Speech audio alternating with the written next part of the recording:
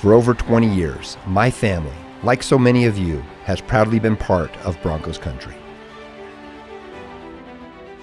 Every season, we feel the energy, passion, and commitment that defines this team. And now we are honored to be the official injury law firm partner of the Denver Broncos. Ramos Law. What makes us different makes us better.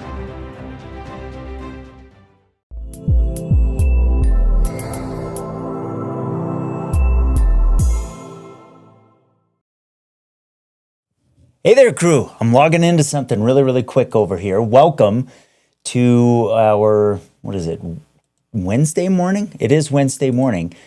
This is Peaks to Plains weather. I am Matt Meister, and it is good to be here with you on a morning where we've got some weather going on, as we knew would be the case. We've also told you that these late season storms, man, oh man, in some cases in particular, are kind of tough to figure out the impacts and the snow amounts because there's melting. But you can see here in Monument, we do have some slushy roads there. There's no doubt about that, as we have early this morning seen the storm moving through the area. You get up into Woodland Park, and things are higher in elevation, obviously, and it looks a little bit different than what we had in Monument with some slush and some snowpack. And you get down off of the hills, and things look quite a bit different. So I'm really happy with kind of how what we've been telling you was going to play out here, because you can see by the time you get to the Air Force Academy, roads are just wet. So obviously up over the Palmer Divide and in the mountains, we've got more significant impacts there. Kind of looks icy up at Castle Rock here early this morning. So here's what we are going to do as we hang out together. There are some schools that are out this morning. I know D20, D49, D38 don't have school this morning. There may be some other ones up on the Palmer Divide that I missed. We're just going to hang out together. If you want to come on the show and you want to give us a report from where you are, you can do so very easily. Just come on. Use these links, put them into your web browser, and then give it permission to use your camera and to use your microphone, and you can come on and be a, neighbor helping neighbor report this morning. When you first get to these links, there's a little thing up at the top that says advanced mode. I would actually click on that, because then you can turn your camera around back and forth once you come on the show with us. But that is going to be something fun. We're just going to hang out for hours here, and we're going to talk about what is going on. So you can use that through the course of the morning. We will also share social media reports from you. If you put a picture in, I can pull that right up on here. Julie this morning says, morning. It is morning, that's for sure. Good morning to you, Julie. Thanks for coming on with us here. So let's kind of do a radar tour and get sort of acquainted with kind of where we are right now and where we are going for the balance of the morning, because we are not done with this system yet. And I am going to turn on all of the radars here. This is Tamco Live Radar early this morning, and you see the darker blues kind of showing us where we have some bursts of snow. As I thought would be the case, we are seeing snow for everybody this morning in southern Colorado, where we do have precipitation falling. Currently, a little bit of a lull in Pueblo over the last couple of hours is about to give way to more snow.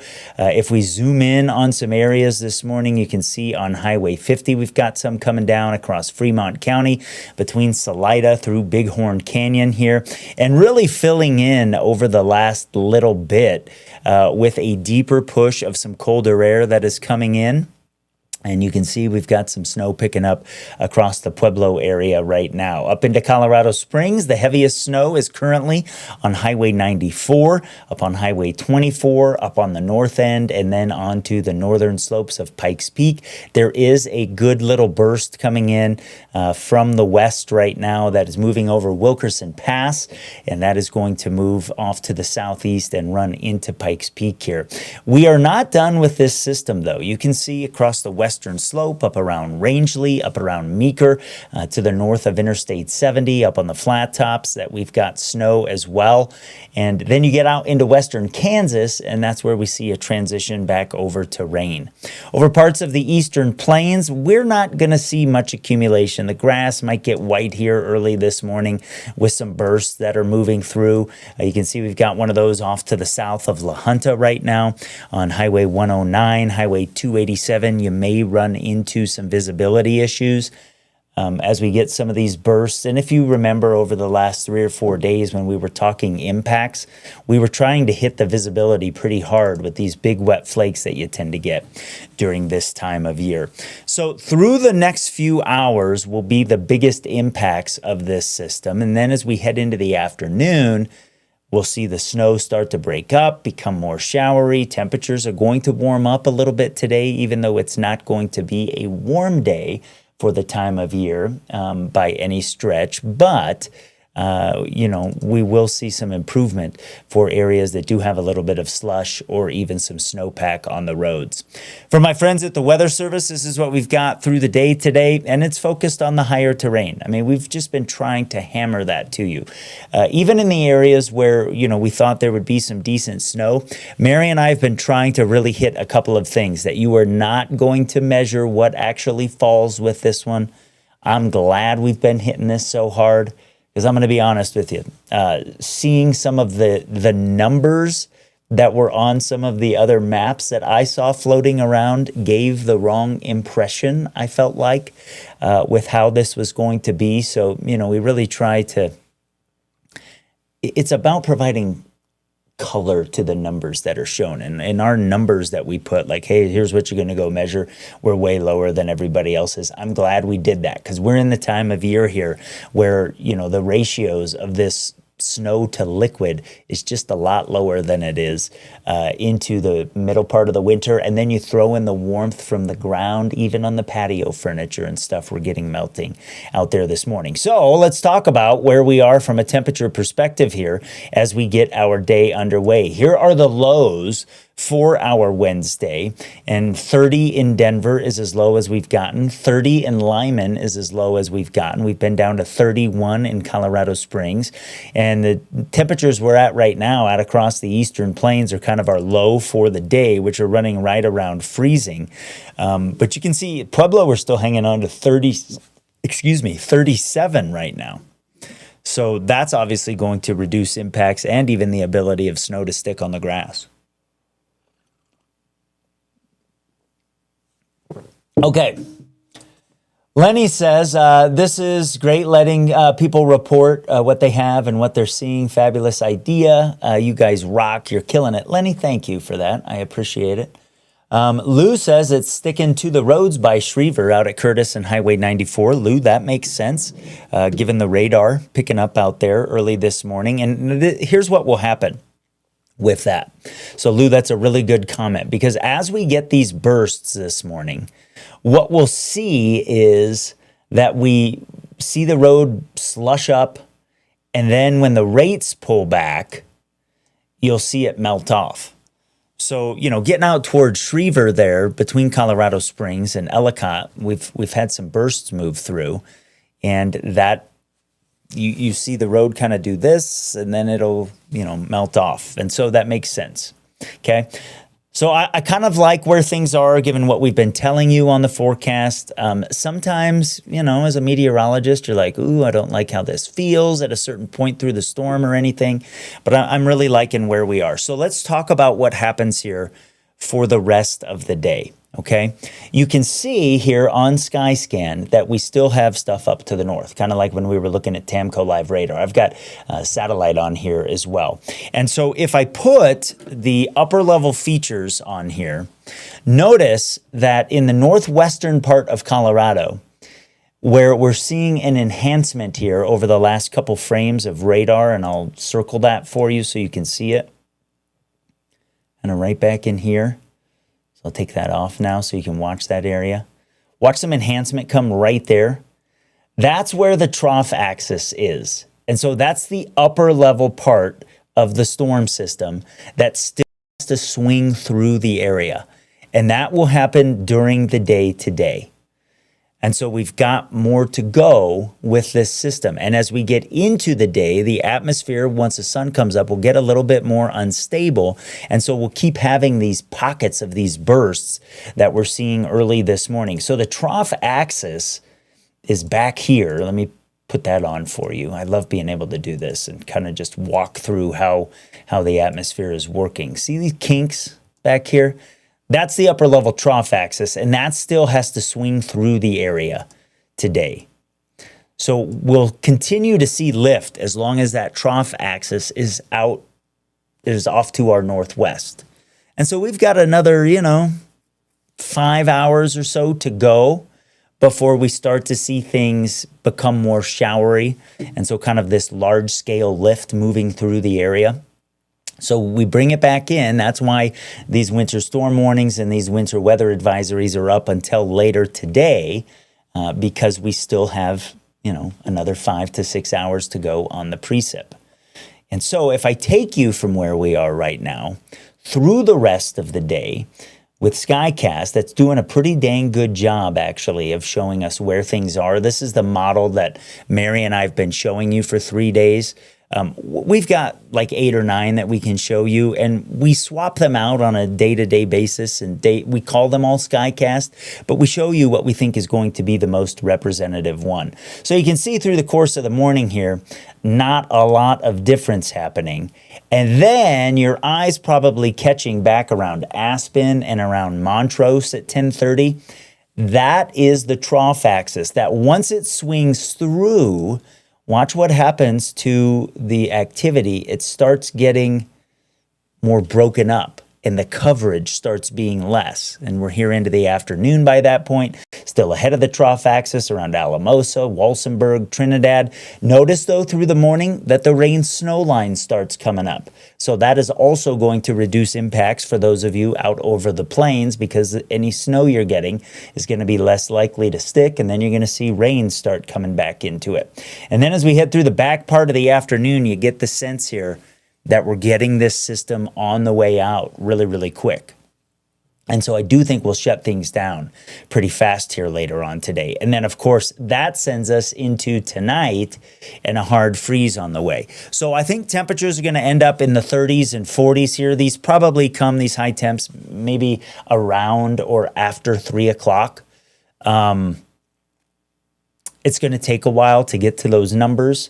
And those are very, very cool for the time of year. In fact, we might have a couple spots that set record low maximum temperatures for the day. That's a possibility. Then we get into tonight and we're going to have a freeze. We've been talking about that as well. We'll be well down into the 20s over the mountains and valleys. I think the north side of the Colorado Springs Metro and up across the Palmer Divide and into Teller County. We're talking temps in, from the upper 20s into the maybe 23-ish range.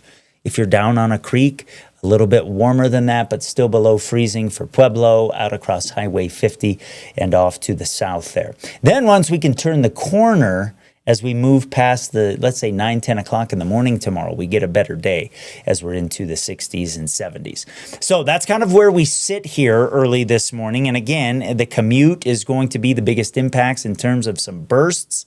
With some of that visibility, that starts to become less and less of an issue as we hit the late part of the morning and move into the afternoon. We haven't changed this. I think the first time I showed this was 4 days ago. We've been real consistent with what we've been trying to show you here on Peaks to Plains weather. And so hopefully that's been helpful to you. And hopefully that has had you prepared. So that's what we're all about here. We try to use our experience to help you in that way. So some of you that are up at elevation, if you'd like to come on here early this morning, we'd love to have you. Let's see. We've got Lori checking in from Pueblo West. She says the robins are singing. We're getting beautiful rain in North Pueblo West, so she hasn't seen a changeover yet. Radar kind of picks up what's happening above your head a little bit. Ann says, good morning. I've got snow and I'm drinking my American Classic coffee. Ann, I've got mine as well. I am on the cabin roast. It's a light roast. Love it. Super, super good. Again, you want to come on the show here, use one of those links that we've got out there. Manny says, hey, I'm in Phoenix, and I'm glad I'm in Phoenix. Well, good for you, Manny. I'm jealous. Jeremiah says he's in Montrose on the western slope and hasn't seen rain yet. Man, I hope you get some over there. I mean, the entire state of Colorado needs the water, and I hope you get some over there. Okay, one of the other things that I showed in the last few days here, did this on social media yesterday, and I want to pull it up because it's kind of interesting. We were talking about some of the trees maybe having a hard time. Hold on. I'm thinking I'm doing things at the same time, and that's hard sometimes. My wife can multitask. I can't. So there you go. Okay. One of the things we've been talking about over the last couple of days is, like with the weight of the snow, the potential for some tree branches breaking. And whipped up a graphic yesterday that talked about that, because while that may be a little bit difficult during the course of the storm here, if you have some snow on your vegetation heading into tonight, it actually is going to help you a little bit. And here's why.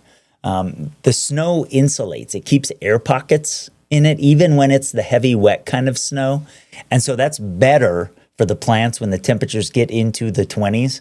Than if it's just the air cruising around these things. So that's why you try to cover up your plants, because you're trying to stop. Air is a really good insulator of temperature. And so if you can stop air movement, you put blankets and things over all of the stuff in your yard, kind of does what the snow can do. So I thought that was a little bit of an interesting kind of good and bad with some of the snow out there. Naoma's checking in from the Eastern Plains early this morning. She says, we have a gentle snow falling. You guys are like poets. Let me tell you, man, that just sounds peaceful and serene, Naoma. Thank you for that report. So we have switched over out across the Eastern Plains where TAMCO Live Radar does show that for everybody early this morning. So we're getting varying reports. Here's who I'd like to hear from.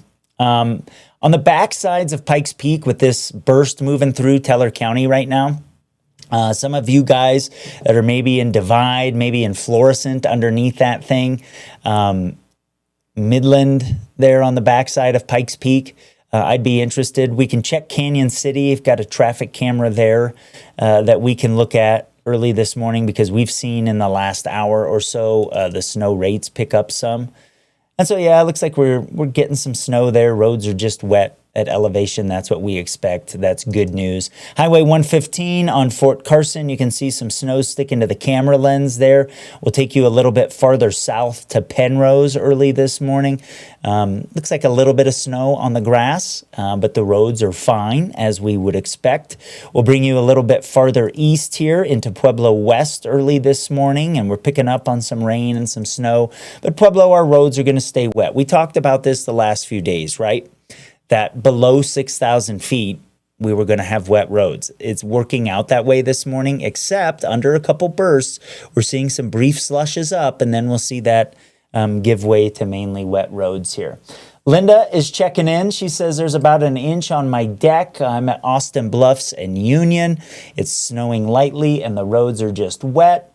Deborah is checking in this morning from Fountain.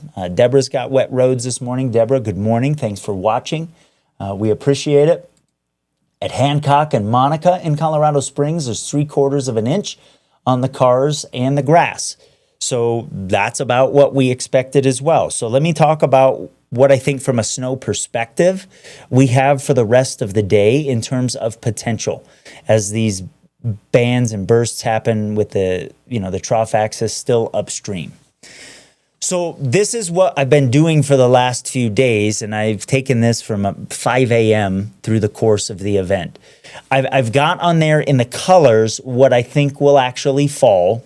We're pretty close to it, and I think we'll get some areas up across Teller County today where we get 3 to 7. But the numbers I have on here are what I think you'll perceive or you'll measure. So we're trying to take into account the compacting once it falls, the melting from below, and those numbers are lower than what is actually going to fall. And in my box in the bottom right-hand corner of the screen, and I posted this on social media before I came on live this morning, the lower you are, the less likely you'll measure what actually falls. And that is going to hold. And that is pretty typical, actually, with these late season systems or early season systems are this way as well when you've got all of this heat in the ground. So there will be a couple spots on the backside of Pikes Peak where you might measure 3 to 7 inches later on the patio furniture. But what the models are even picking up on here are that the lower you are, there's just less of that. I mean, you get this, right? Like if you've lived here for any length of time, the elevation plays a big role, and there are sharp cutoffs between like, ooh, there's quite a bit of snow, and then just not that much. And that's coming down the hills, and usually the gradient of that is a little bit tighter than what the models pick up on. But the same issue here down south, and we'll get bursts in the late morning and early afternoon down in the southern Sangres as the trough axis is swinging through and the instability in the atmosphere is picked up a little bit. And, you know, over the eastern plains, we've been talking about, you know, maybe you get the grass to kind of whiten up a little bit and roads just being wet. But, you know, you're going to have some visibility pockets where you get out of that gentle snow that Naoma reported in La Junta, because there will be some bursts here that pull the visibility down as we go through the morning. So that's one of the things that we're kind of watching for as well. And we're just going to hang out here and we're going to do that together through the morning. So if you're watching on social media, you might be somebody that's kind of new to Peaks to Plains weather. All of you watching on social media to share the live stream here this morning. We would be grateful for that. That gets it into the algorithm and gets it kind of shared across, you know, gets it into the math and starts moving it around. Mary and I would appreciate that. But if you haven't downloaded the Peaks to Plains weather app yet, you should. And I am going to, on my phone, I am going to start a feed of my phone because I want to take the opportunity to walk you through a couple of things here in the Peaks to Plains weather app that you can do. So let me pull that up. And we'll just take a couple minutes since we've got some time this morning and walk through a few things, okay? So I've opened up the Peaks to Plains weather app on my phone, okay? And so I've got here the live coverage that we're doing. So we put videos when we update forecast, we put those right on the homepage of the app so that you can have access to them. And we've still got, you know, some videos up there that Mary did yesterday. And then right below those is the 24-hour channel. So you see me talking to you with me on the screen. That's a little too much Meister. But that's there for you 24 hours a day as well. And in our 24-hour channel, we have forecasts we're updating during the day, but there's all kinds of constantly updating information on there with radar, with temperatures, forecasts, the next few hours the area. We've got current conditions and extended forecast for everybody running at the bottom of the screen. We've got current conditions, the hour by hour forecast for where you are, but you've got to turn that on. So in the top right-hand corner of the app, you can turn your location on.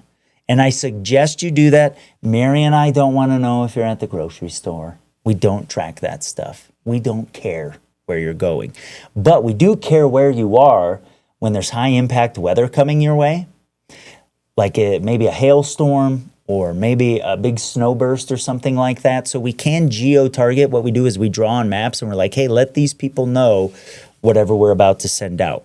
And so that's really helpful. The other thing that you can do in there under the settings tab, which is where I just went, is every now and then some of the updates that we have will come with an audio notification.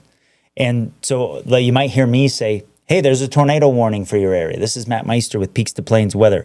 If you want to turn the notification sounds off, you have the ability there, whether it's severe weather, whether it's our forecast updates. You control all of this stuff, but you got to go in there and poke around and turn these things on. It's highly customizable. If you go into the map down here where I just went, save settings down at the bottom.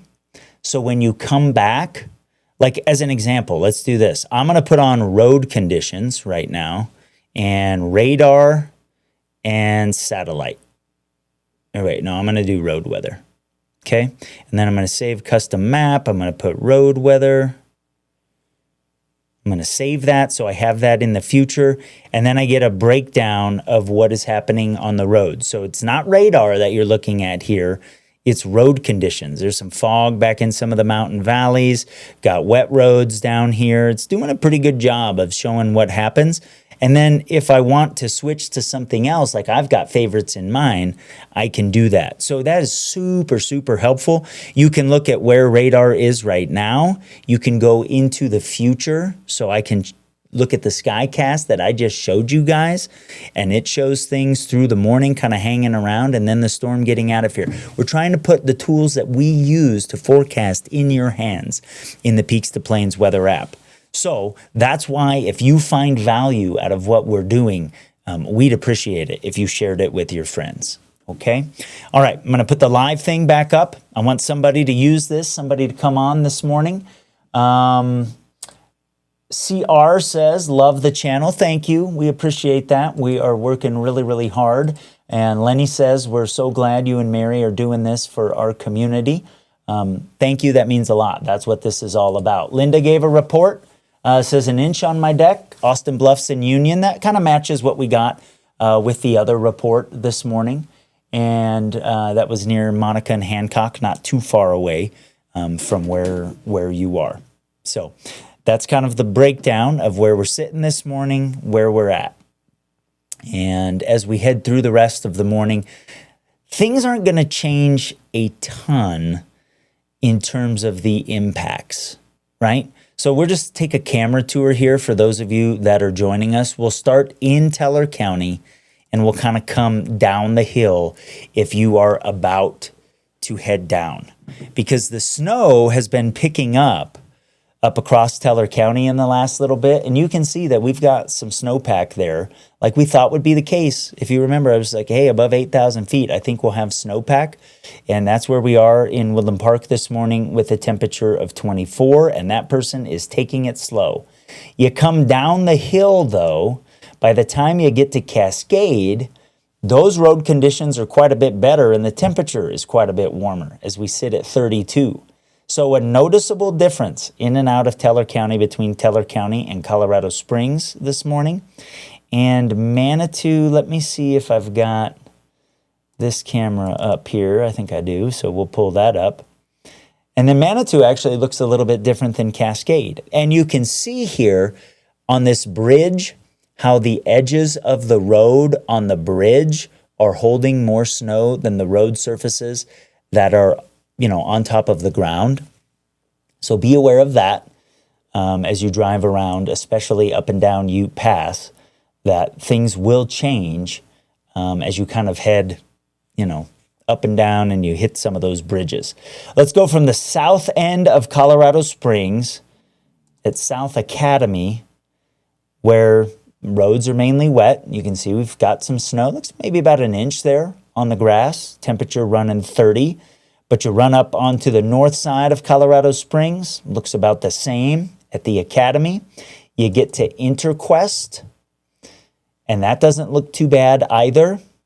And then you get up into the Monument area, and obviously there's an elevation change, and you see that the road starts to hold the snow. And this is a look at I-25 and 105. So let's go to the south a little bit there.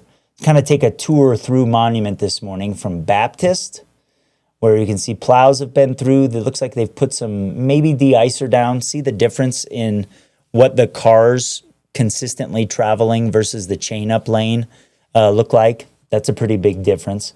So we go from Baptist to 105, of course, higher in elevation. You can see that we're holding more snow. We get a little bit farther to the north here, and we're looking a little bit icy. And then we get toward the top of the hill, and everybody's taking it slower there. And you can see that we're sort of on the icier end of things. So again, elevation playing a really, really important role here early this morning. Let's take you higher up onto the Palmer Divide. If you are heading toward Denver this morning, Castle Rock, it's kind of just looking wet there, even though it's 28 degrees. And then we'll take you into the south side of the Denver area. And we're looking at the light rail there. This camera kind of moves around, so I'll hang out on this a little bit so it can move. But the interstate there, as cars are cruising through, just look mainly wet in the Denver area. So improving conditions once you hit the spine, like hit Monument Hill, and then you drive north or south, you'll see improving conditions. Tell me if you've heard that before, right? Lyman this morning, we've got, looks like a couple inches of snow on the grass there. I-70 still doing okay. That's good news for travelers. And then we'll come back into Colorado Springs on Highway 24 in Falcon this morning. Looks like we've got some pockets of some snow on the roads there, but where travel is more consistent and plows have been through, we're doing all right. So, yeah, I got to be honest, this is working out really, really well and kind of how we thought it would. So I'm happy with where things are this morning. Hopefully you're happy with the forecast. Carissa just popped on and said, hey, I'm on North Academy heading to DIA. Hopefully that helped because we just showed you that. You know, I think you've got this climb that you're going to make, Carissa, and then you're going to be okay. Michelle's checking in Penrose and says that we've just got rain this morning. So let's talk about what radar is doing, because radar is showing snow in Pueblo and in Penrose and in Pueblo West. And a couple of you have said, hey, I've got rain. So go to Tamco Live Radar here. And the radar beam is up above head, okay? And so the radar beam, because we actually send one this way and one this way that are oriented this way, that's dual polarity radar. It can see if there are snowflakes or raindrops, because it can get a sense of the ratio of a precipitation particle that it hits. And so there is snow up above your head, but you're all telling me that by the time this gets to the ground, that's rain. That's good to know. Thank you very much. I appreciate that. That's useful. And you can see as you get closer to the radar and closer to the ground, and the radar is kind of over northeastern Pueblo County. I'll see if I can, there's a little hole there that you can see. I'll circle that for you. That's where the radar is. And you see how there's a little hole in the data. As you get closer to the closer to the ground back here, we keep seeing these little like switches between rain and snow. So that makes sense given what you guys are telling me early this morning. But we do have some bursts out there that are certainly happening, and that's reducing visibility in spots. That burst moving across Teller County that we've been talking about for the last half hour is moving into Woodland Park right now, and the road, since we last checked about 30 minutes ago, is holding more snow. Now, once this burst gets through, we'll see the road improve some because it's going to melt that off. So, you know, the roads are going to do this today, like an ebb and flow. Your patio furniture, your grass is going to do an ebb and flow today. But that burst is going to move into the Colorado Springs metro area, and there is a little wave in the atmosphere here that you can definitely see on the radar. Let me highlight it. This is over the last 4 hours. Notice how there's an enhancement right here that's been moving off to the southeast. So we're going to get a little wave picking up over the metro areas here over the next couple of, let's say, 90 minutes or so. And I can time that out for you. Let's do that. So if I take where this is right now, and it looks like it's moving about 25 miles per hour. I'll move it off to the southeast here. So over the next 45 minutes, we're going to see it move into the Monument area, come down Highway 24 into Colorado Springs, onto the south slopes of Pikes Peak, move across eastern parts of Fremont County, and we'll see that happening here. So we'll watch for a burst to move through the area over the next little bit. And so we're going to be on air, we're just hanging out together and watching that. I'm going to post this on social media here real quick. So I'm going to try to talk and post something on social. Good luck. Meister, right? And I'm going to get a drink of coffee. Okay, I'm going to have to do a little bit. Oh, somebody's coming on and getting ready to give us a report early this morning. I see ya.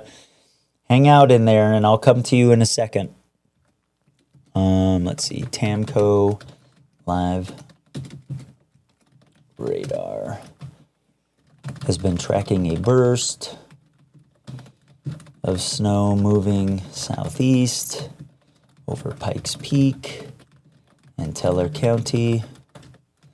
This is going to move into the metro area on the western side of El Paso County.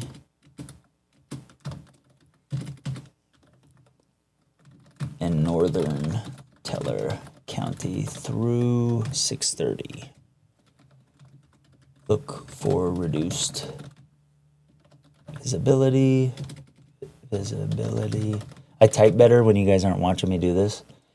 And rapidly changing road conditions. All right. Let me post that picture that I grabbed. And you know what? Just so you guys know, I talk to myself like this when you're not watching.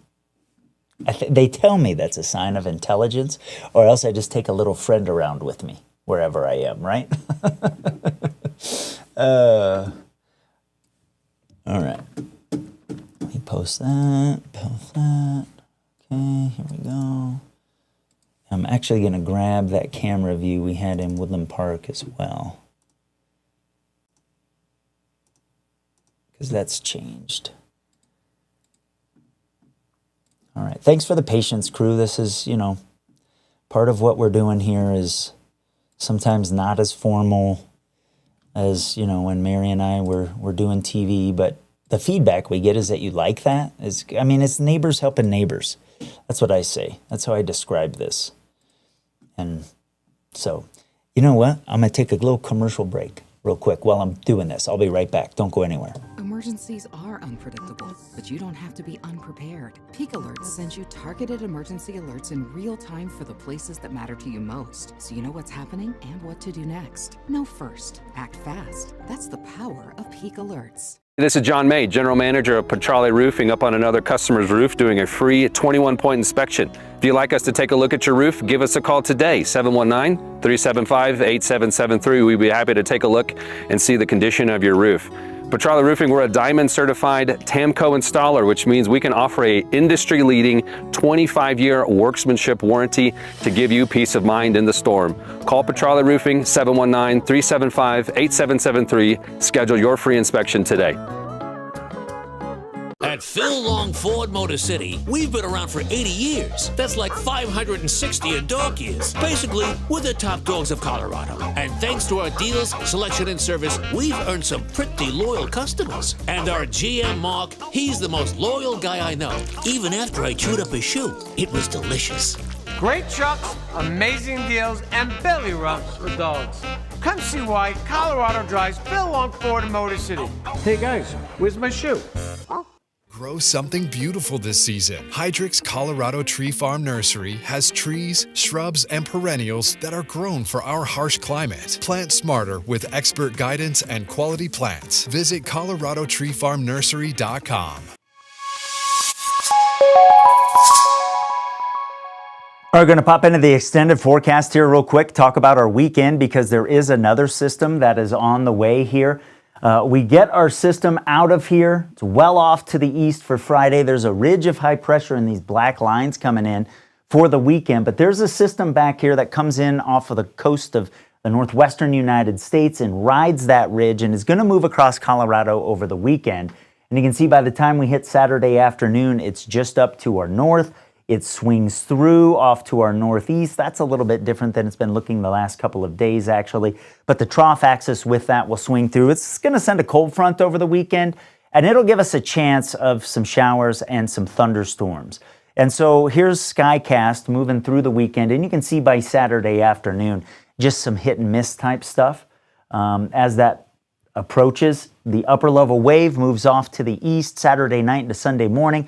cold front comes in with it, we might keep a chance of a shower around into the late part of the evening, early part of Sunday morning perhaps, and then we quiet down. Now we're behind that system on Sunday, but we're pushing cooler air up against the hills, and that will redevelop a couple showers and thunderstorms as we hit the afternoon. It's looking less exciting than 24 hours ago, and if that thing stays up to our northeast, that's probably how it'll work out, but we'll keep an eye on it for you. But I've got a chance of showers and thunderstorms in the forecast. It's only about a 30 to 40% chance, so I can't guarantee that you'll get one over the weekend. But we will be a little bit cooler, especially over the plains on Sunday compared to what we've got on Saturday. Then we head into next week, and we do have a warm stretch here, and we're kind of getting to the time of year where, you know, there will be some pop-up showers and thunderstorms over the mountains almost each and every day when the conditions are right. And we may get into a pattern where that happens. So Colorado Springs, I'm going to put at least a chance of a storm in the forecast. Like I said, we'll be a little bit cooler. We'll get warmer early next week and stay in the 70s and 80s. And notice I don't have the chance of as good for Colorado Springs, so kind of up on some of the peaks and some of the high mountain areas is where we'll watch for storms. We'll get to around 80 in Pueblo and the plains as we start off the weekend. That's a far cry from where we are today. And then early next week we'll be around 90, spend most of next week in the 80s. And so I don't know about your perspective, but from my perspective, I'm kind of, you know, after we get this little bit of moisture here, like I'm going to be ready to go and, you know, like let's kind of get into some summertime. My daughter has graduation from high school in a couple weeks. I don't want to be talking about snow and whatnot. It's like, that's no good. I'm not down with that. So maybe you're not down with that either. I don't know. Okay, let's check in with some of you social folks here. What happened to my person that came on live?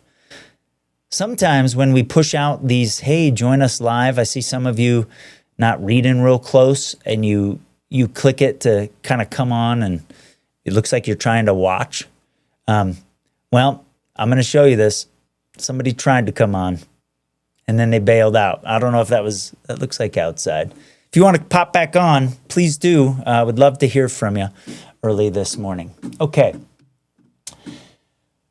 Rick is in Florence. He says Highway 115 might be a bit snowy and icy, so I chose to work from home, stay out of traffic for the day. Smart dude, if you can be home this morning, why not? My daughter's home this morning. You know, there are kids, for those of us that have been out of school for a while, this is AP test week at some of the high schools. And so there were kids today that were supposed to have AP tests and have been studying real hard. And then closures started coming out last night. And now the kids have to wait until I think it's the 18th maybe, to take those tests because it's part of a national taking of the tests on the AP things.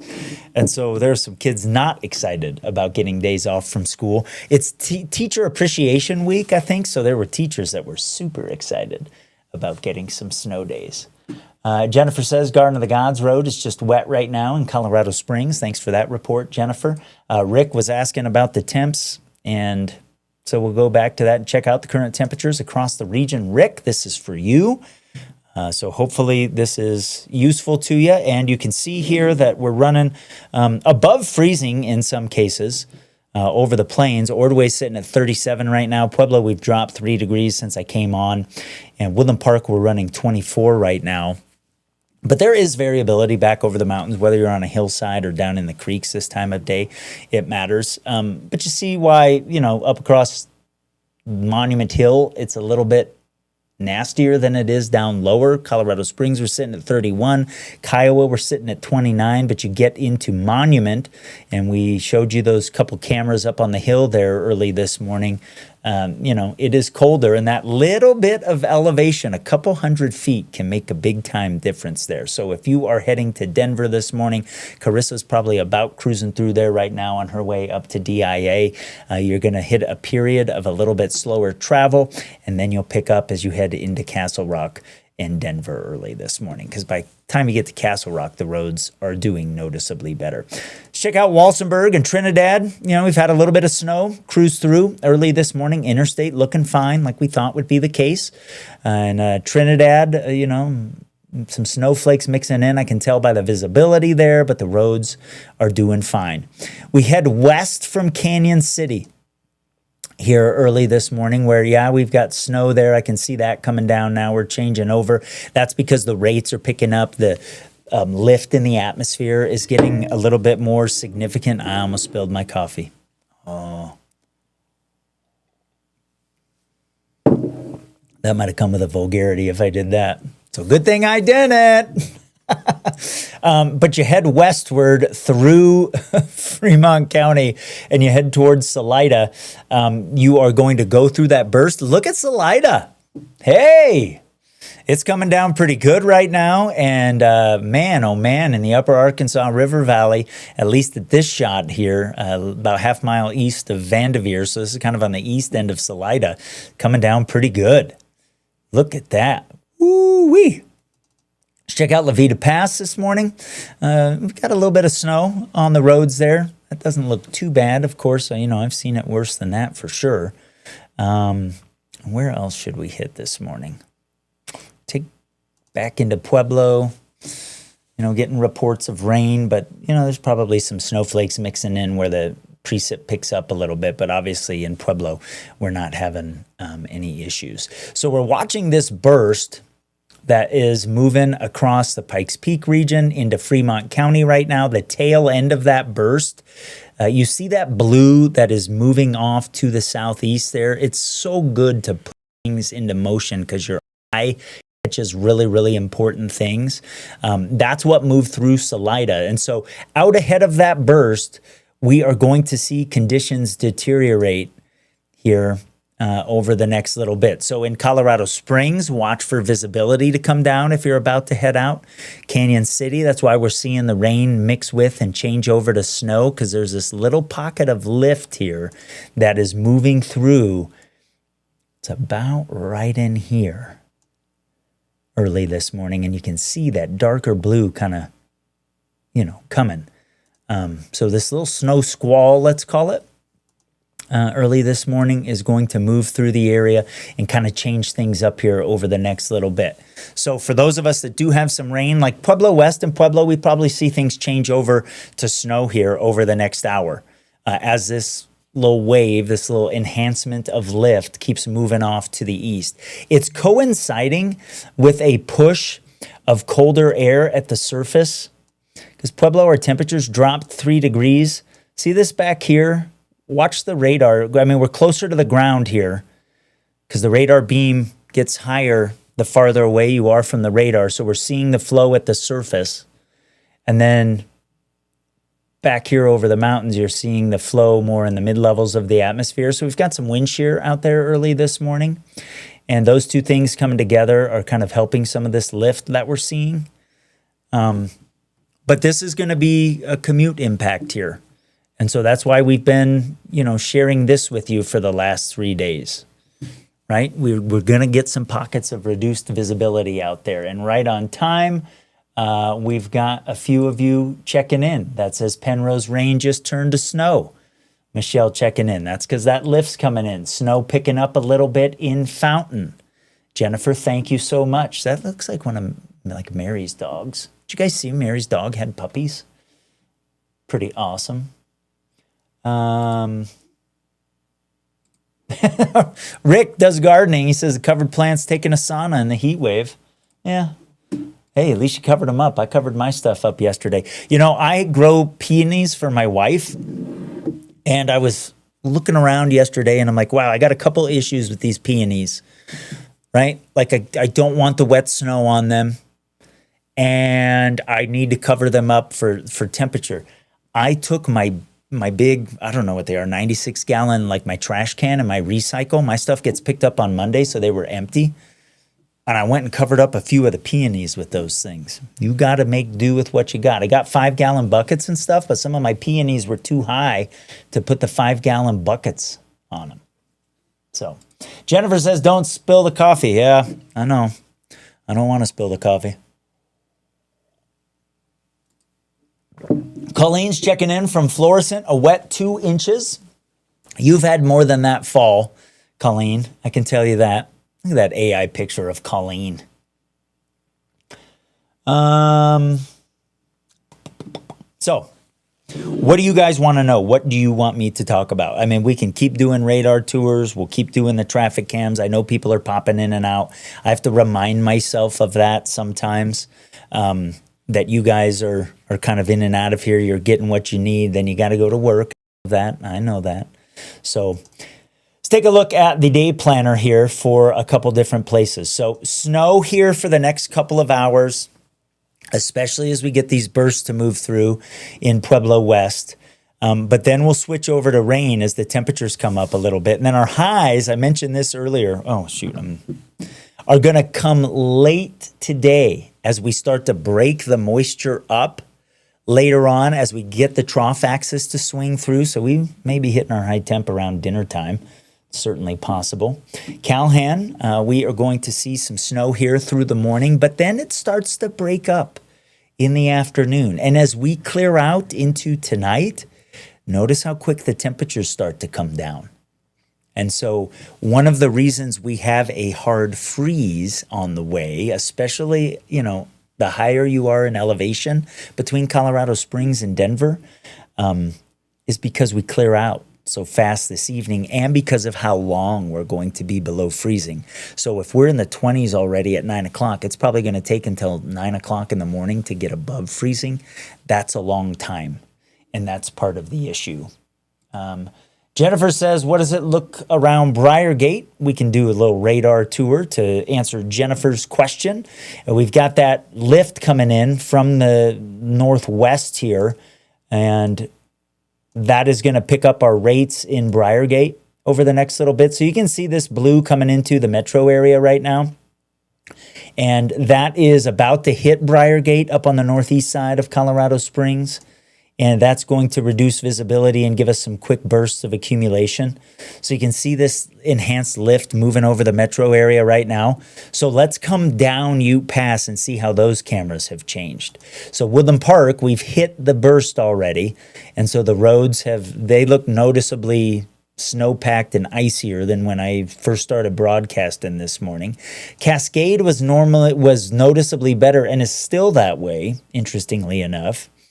And Manitou doesn't look too different as well. But the visibility's come down a little bit because I can't see as far up the hill as I could earlier. So that's kind of how that area is looking. But we are watching that burst move across kind of the heart of the viewing area here. Out over the plains, Kit Carson, Eads. We got a report from La Junta that we had some snow. That may have moved off to the east there a little bit in Crowley County this morning. Olney Springs, Crowley, Sugar City, you guys getting a little bit of a break there on Highway 96. Looks like you've had a little bit of snow move through. And we'll take all the water we can get though, right? I know that. I know you guys agree with that. That is one thing. I haven't seen anybody that was like, get this out of here. I don't like this rain and snow. We all know that we need it. West Cliff getting some light snow this morning. Nancy is excited about that. In the Wet Mountain Valley, I think you guys are going to get several inches of snow on the grass here through the course of the morning. Here was as of early this morning. This was from 5 o'clock, so some of this is coming down right now. And again, I've got on here in the color what I think is going to fall, and then what is actually going to kind of be measured. So, sir, I see you. That looks fantastic. Go ahead and turn your phone the other way for me, if you don't mind, so we can fill up the screen. So turn it horizontal for me, if you would, and then I'll come to you here in a second. There we go. But here are kind of the amounts that I'm expecting. And out over the plains, not as much as some other areas. All right, this is what I'm talking about. This is Neighbors Helping Neighbors. We have talked to this gentleman before. He's going to have to remind me of his name, but let me get his audio turned on here, and then I'm going to bring him in. Sir, good morning to you. I don't remember your name, so I need you to remind me. Well, it's I go by Hindi. Hindi's in the house. Hindi in the house. I love it. Well, Hindi, how are you this morning? Great, great. This time I actually had my reading glasses on so I could see if I'm actually in the camera. Well, it looks great. You've got your cowboy hat on. This is a very Colorado shot here. I know you're up on the north side of El Paso County. Tell me, as comfortable as you're saying of where you are and kind of what you're experiencing this morning. Oh, absolutely. I always like to tell people I'm like we're Vollmer and Hodgen in that Okay. upper area right up there. Okay. And how much snow would you say you've got on the ground? Well, you know what? Because of all the melting and everything like that, I would say that we only have about an inch right Okay. now. But Okay. looking at the driveway and everything like that, there's definitely some melting. It's not freezing on the driveway because I think of the heat that's just still radiating up from Right. the ground. Right. It is the thick, wet, heavy snow. Do you have a rain gauge by chance? I don't. Okay. No, I want one of those full weather gauges and everything like that. Just I haven't had a chance to actually. Well, and Hindi, purchase it. I mean, that right, and that it's an investment to do that kind of stuff, right? Like it's, especially sir. if you want one that's going to melt snow, like it takes some power and it takes some money to do that. Are you excited about having this? Well, I'm excited about the moisture. Let's just put it that way. But I got a little bit of concerns. I've got a chicken coop, and Okay. and so the one thing that I didn't, I have a trough out there, and the one thing I was didn't even think about, but it was later on was the freezing that's going to happen later on tonight. Mm-hmm. And whether it's going to expand the trough or not. But So what do you do during like the heart of winter with that? Do you not have it outside? no, Okay. absolutely not. Okay. Thought about putting a heater on there, but not right now. Okay. What's your elevation where you are? Do you know? 7,500, sir. 7,500. So you're up pretty high. So that's kind of interesting to me to only like perceive an inch on the ground at 7,500 feet. That does show, I mean, there's been a lot of melting because I know you've had more than that overnight for sure. Hindi, remind me how long you've been there. I don't remember from our last conversation. We got here in 2010, so it's been about 16 years. Okay. What was the biggest storm that you remember up there during that time? Well, I think I would have to get my wife on here because if you remember, I was deployed a lot while I was in the military. And one of our deployments, I believe, she tried to get the four-wheeler out to start because we have a plow on the front of that. And the neighbor was gracious enough to sit there and go, don't go out. And then he brought his tractor out.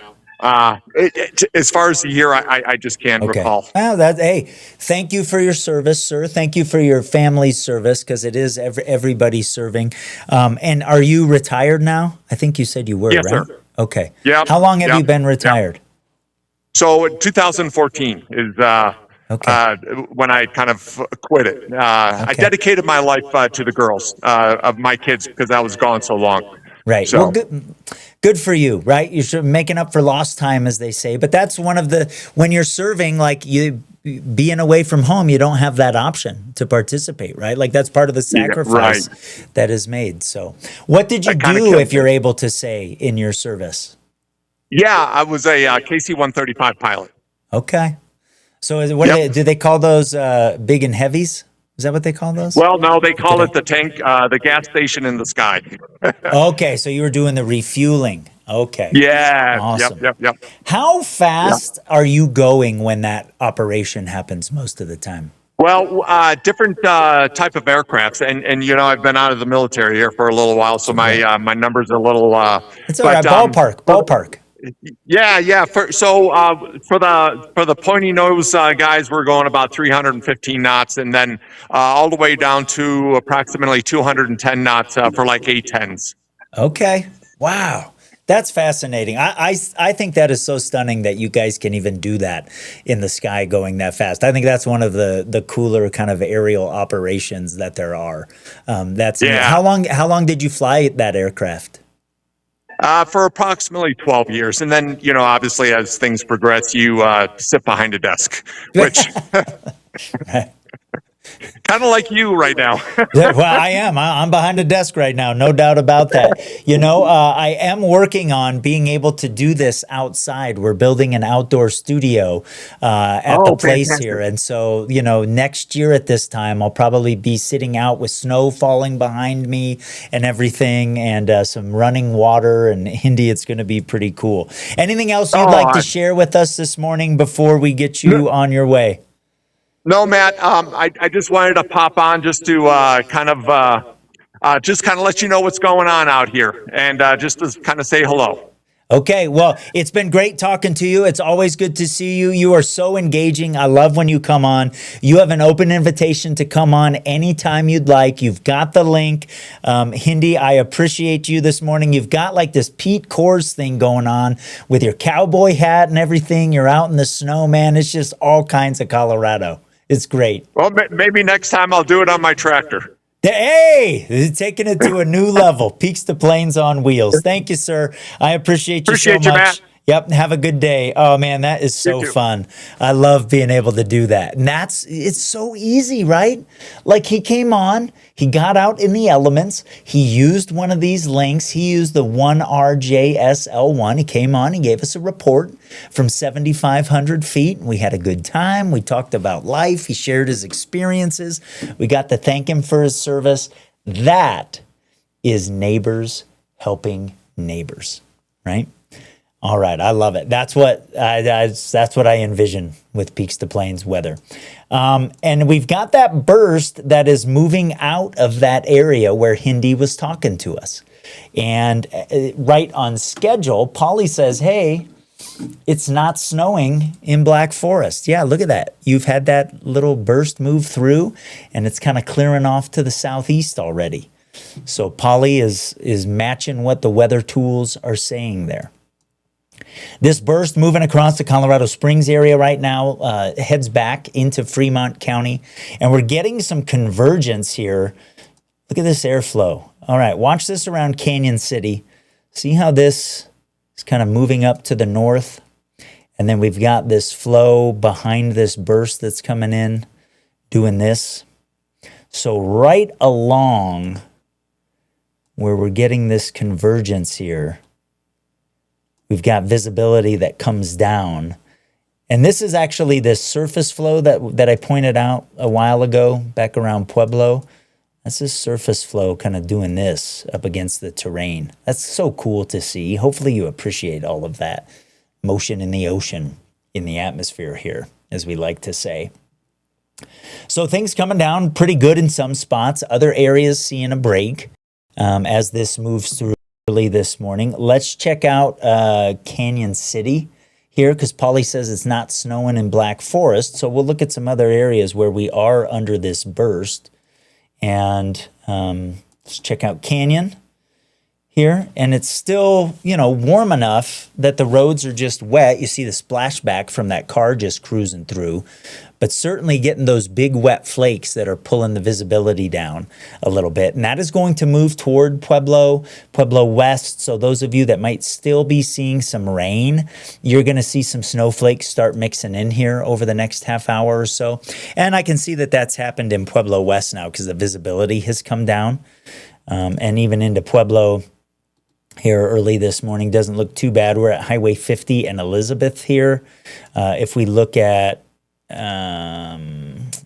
let's look at I-25. A little bit farther to the east, a little bit farther to the south. And the roads are just wet. Everybody moving along okay. Windshield wipers are going. That's pretty good. This is near First Street on the interstate early this morning. Cascade, that burst is moving through, and so we are starting to see the road hold some snow. And we talked about how there's going to be this ebb and flow of the snow kind of, roads will do this, hold a little bit, then they'll melt it off.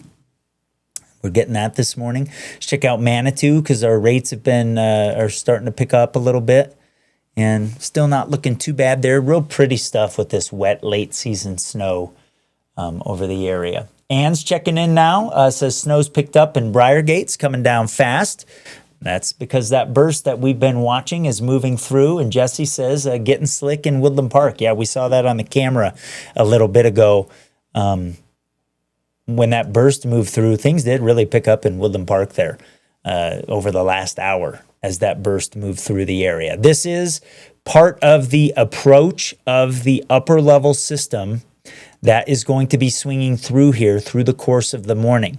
And that is going to give us, kind of another 3 to maybe 4 hours or so of snow to go. And I'll put the upper level features on here because the trough axis is still back up to our northwest. And so we've got to have that swing through before we start to wind things down. And it is going to continue kind of off to the east-southeast here through the course of the morning. The system will be rotating through like that. And until we get it out of here, we've still got more of the system to go. So I want to zoom in now, and you can see some enhancement that has happened early this morning as that trough axis has moved into northwestern Colorado. But notice how once it swings through, there is a definite kind of sharp cutoff of the moisture that happens. So we'll leave it right here on the now. And notice how you get back behind that trough axis, and man, there's not a lot going on back there, is there? So once we hit that and you get this clearing into tonight, that is going to set the stage for the freeze that we're going to have as we head into early tomorrow morning. My brother-in-law is up this morning, and I'm going to give him a link, and I want him to come on.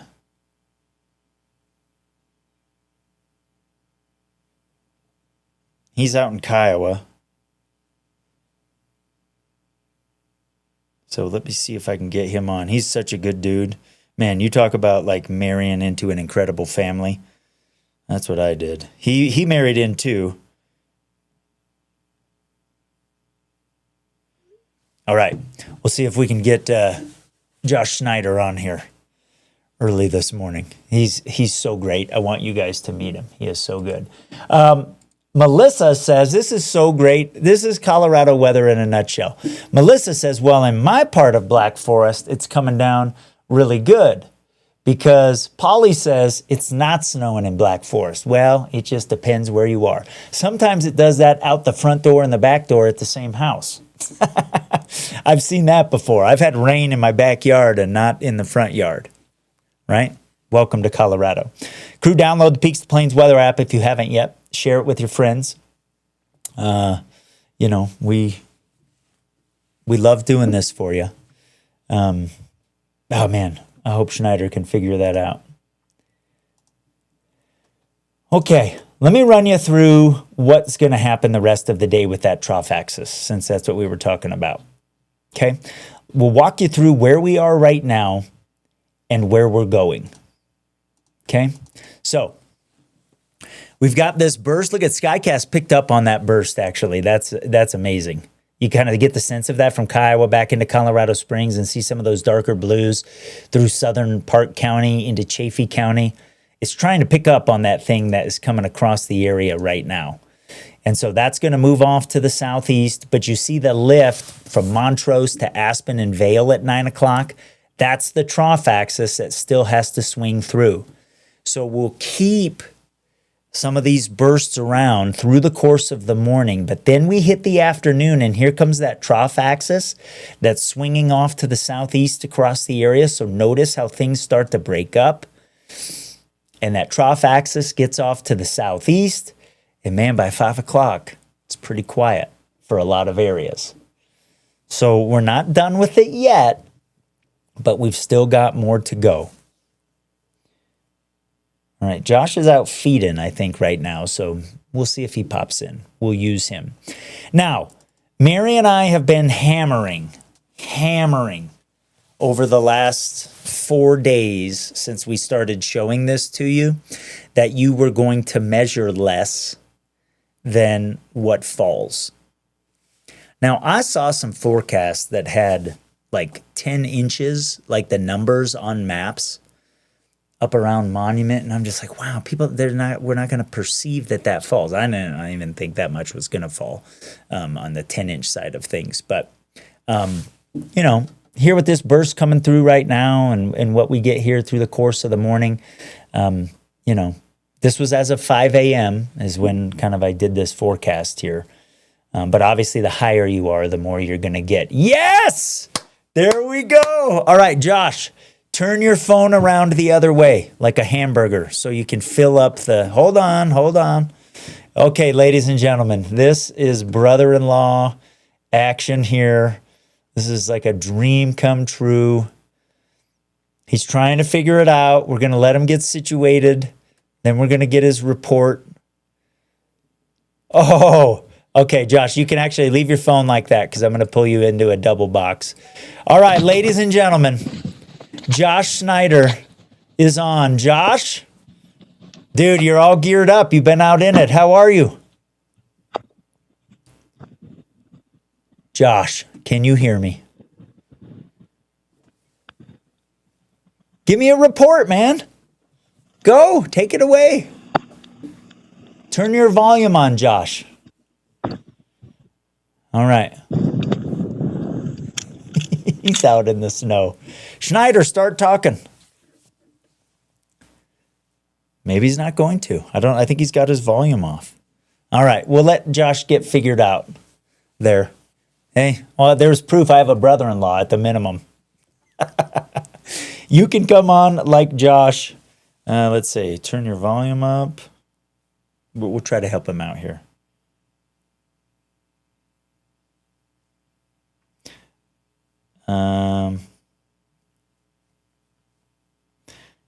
He's trying to fix a couple things.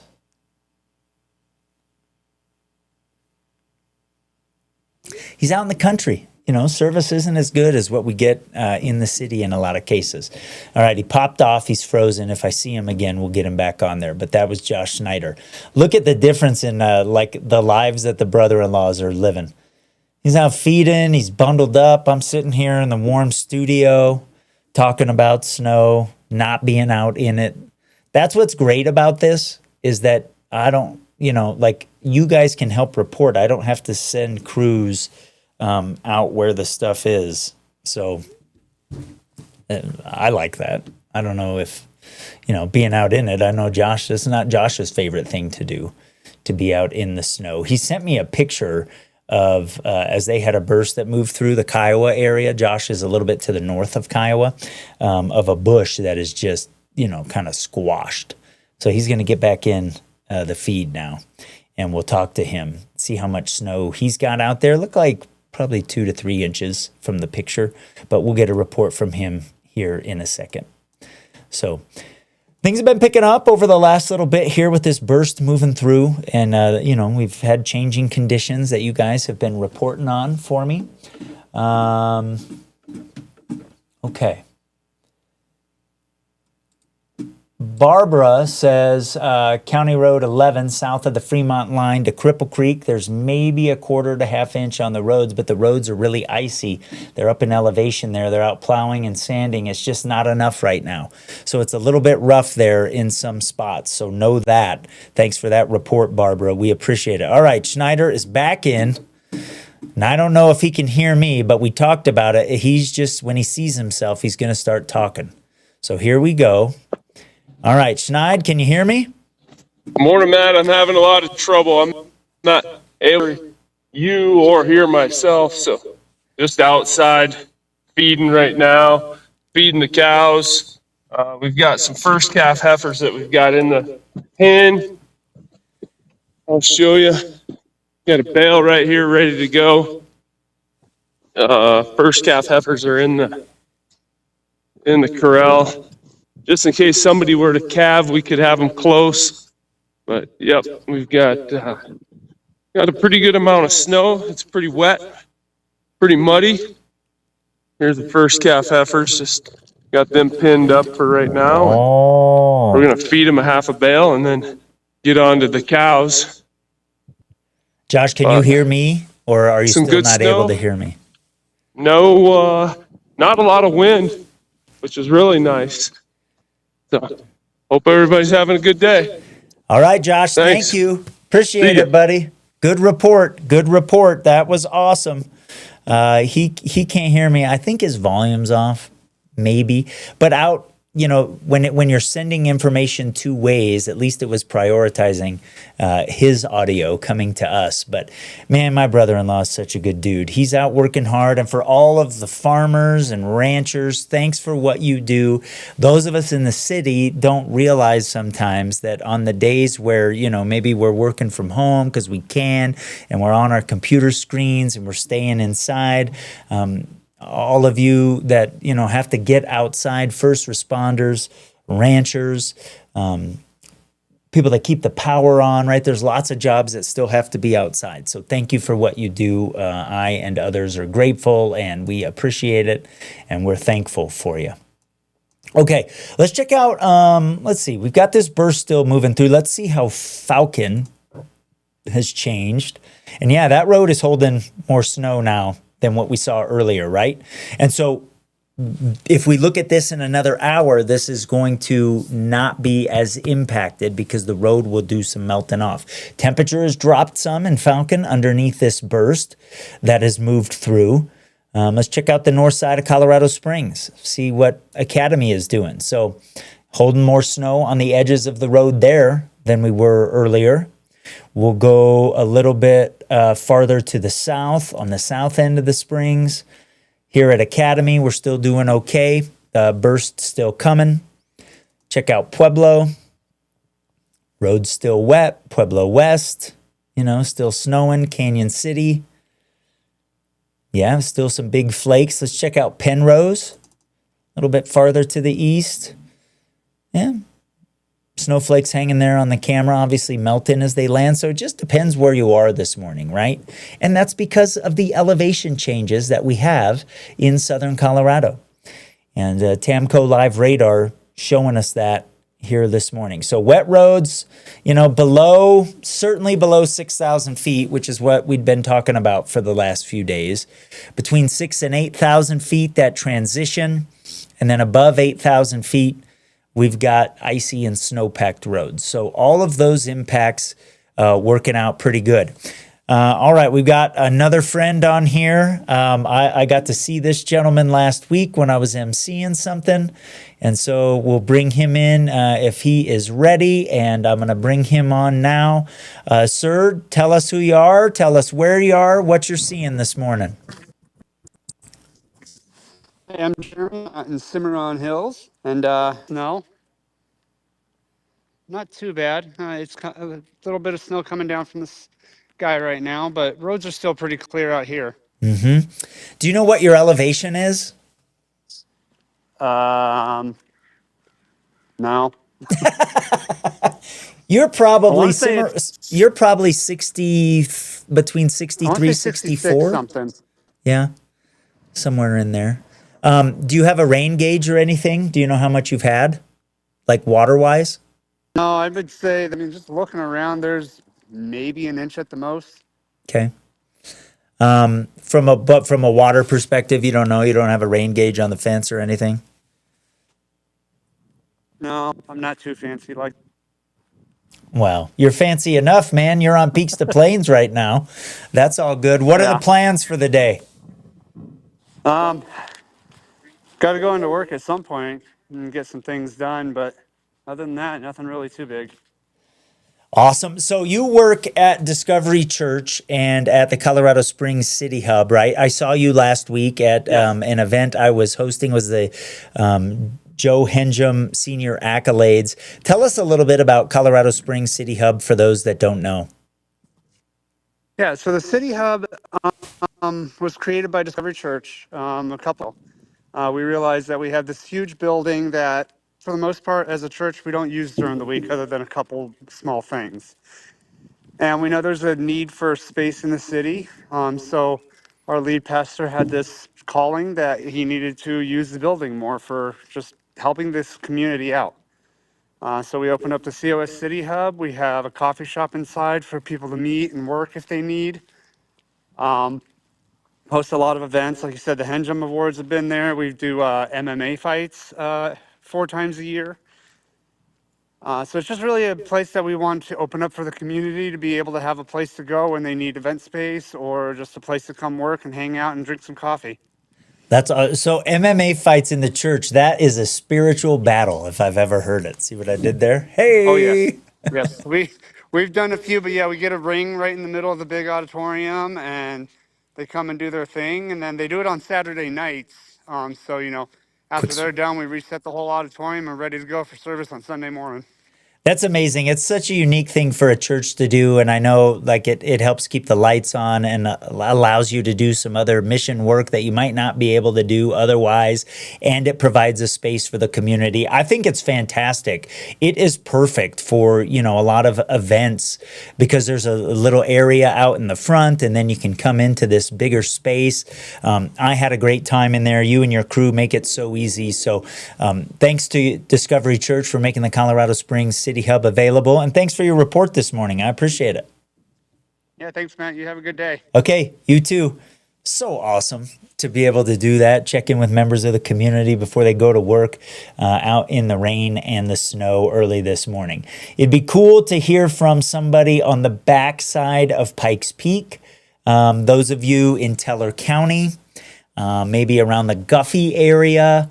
If you're in Salida got really popped by that burst that went through early this morning. And the road, Highway 50, I mean, look at that, still coming down pretty good there this morning. So there are certainly impacts as you move from Canyon City through Bighorn Canyon toward the upper Arkansas River Valley. You will encounter varying conditions. And so that's something to be aware of here as you're driving around. You'll hit the same thing if you're going in and out of the wets. If you're going over Levita Pass, you will find different conditions from Walsenburg up over Levita Pass. Things will go downhill a little bit. Michelle just asked, how is Highway 115? And we can check that out here in a couple different ways. First, we'll do Penrose, where it's not bad, but we do have reports on the slopes of Pikes Peak on County Road 11, obviously not on Highway 115, but, higher elevation than you are, that it is, slick and icy in spots. And then Fort Carson, it's not bad as you get into the Springs, Michelle, but there is higher elevation as you drive on Highway 115. Because you get onto kind of the slopes of Pikes Peak. So it is higher back in here where we had the 24 fire than it is as you drop into the Springs and as you hit Penrose heading toward Highway 50. So I wouldn't be surprised, especially as this burst is coming through right now, if there are spots that are turning slushy and we've got low visibility in there, because you can see that burst is coming right over Highway 115 right now. We've also had some low level, there's been a little bit of a northeast push at the surface this morning that's probably curling around as it's hitting Pikes Peak. And then that's interacting with that burst that's coming through.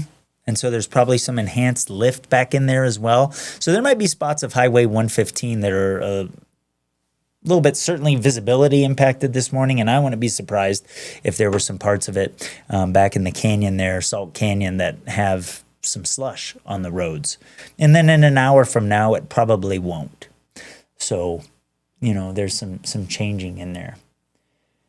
Kevin's checking in. Kevin, thanks for doing that. Rocky Ford this morning says he's got coming up on 1/4 of an inch of liquid. That is good to know, man. We need all of that out your way in Rocky Ford here. Right on Highway 50, Highway 96, Highway 71 in there. Getting 1/4 of an inch. That is good. He's had no snow as of yet, but he will take the water. I know that. Everybody else in the area will take that water as well. We can use radar to estimate how much rain and snow has fallen. And this will be an interesting one to do. So let me put that, let me get these in here. Okay. Now, again, radar has limitations, and you've got to know the limitations of the tool, right? And so the farther you get away from the radar, the higher the beam is above the ground, and the more likely, because it's colder higher up into the atmosphere, radar is going to see snow having fallen in some areas where the snow may not have made it to the ground. It may have melted on the way down to the ground. So that's some of what we're seeing out here over the plains. But you get up onto the higher terrain of the Pikes Peak region, the tool has the right idea here, right? So it's seeing in that sort of brighter pink 3 to 7 inches having fallen. Maybe that's a little bit too high. But the idea is right. With that increase in elevation up across the Palmer Divide, certainly more snow has fallen than in areas where you get lower in elevation. It's been more likely as rain. So let me see now if we take this to the rain tool, and you can see that it's where that rain and snow transition is. It doesn't see that rain has fallen, but it does see that snow has fallen. And so let's see how good it's doing out where Kevin is. So he's got, 2/10 of an inch. And yeah, we're on the lower end of, maybe it's a little too high. I don't have the right color table on there. Let me switch that. Yeah, so it's seeing below 1/2 inch. So it's doing okay. Pretty good.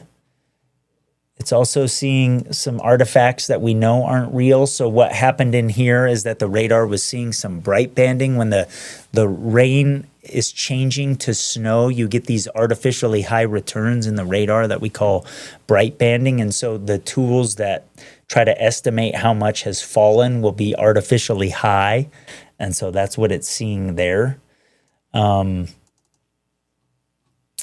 So, it's slightly a useful tool. This is one of those situations where definitely it's going to overdo the snow. I mean, Denver, it sees that 3 to 7 inches has fallen. And I told you you're not going to measure what actually falls with this. And there's certainly not 3 to 7 on the ground in Denver this morning. I saw some pretty wild totals that were coming out of the Denver area, and we're not done yet, but we're not going to hit some of those things for sure. Here's where we are with the official alerts from the National Weather Service. Winter storm warnings up at elevation over the hill between the Springs and Denver, where impacts have been more noticeable this morning. Winter weather advisories for some other areas. And, it's May.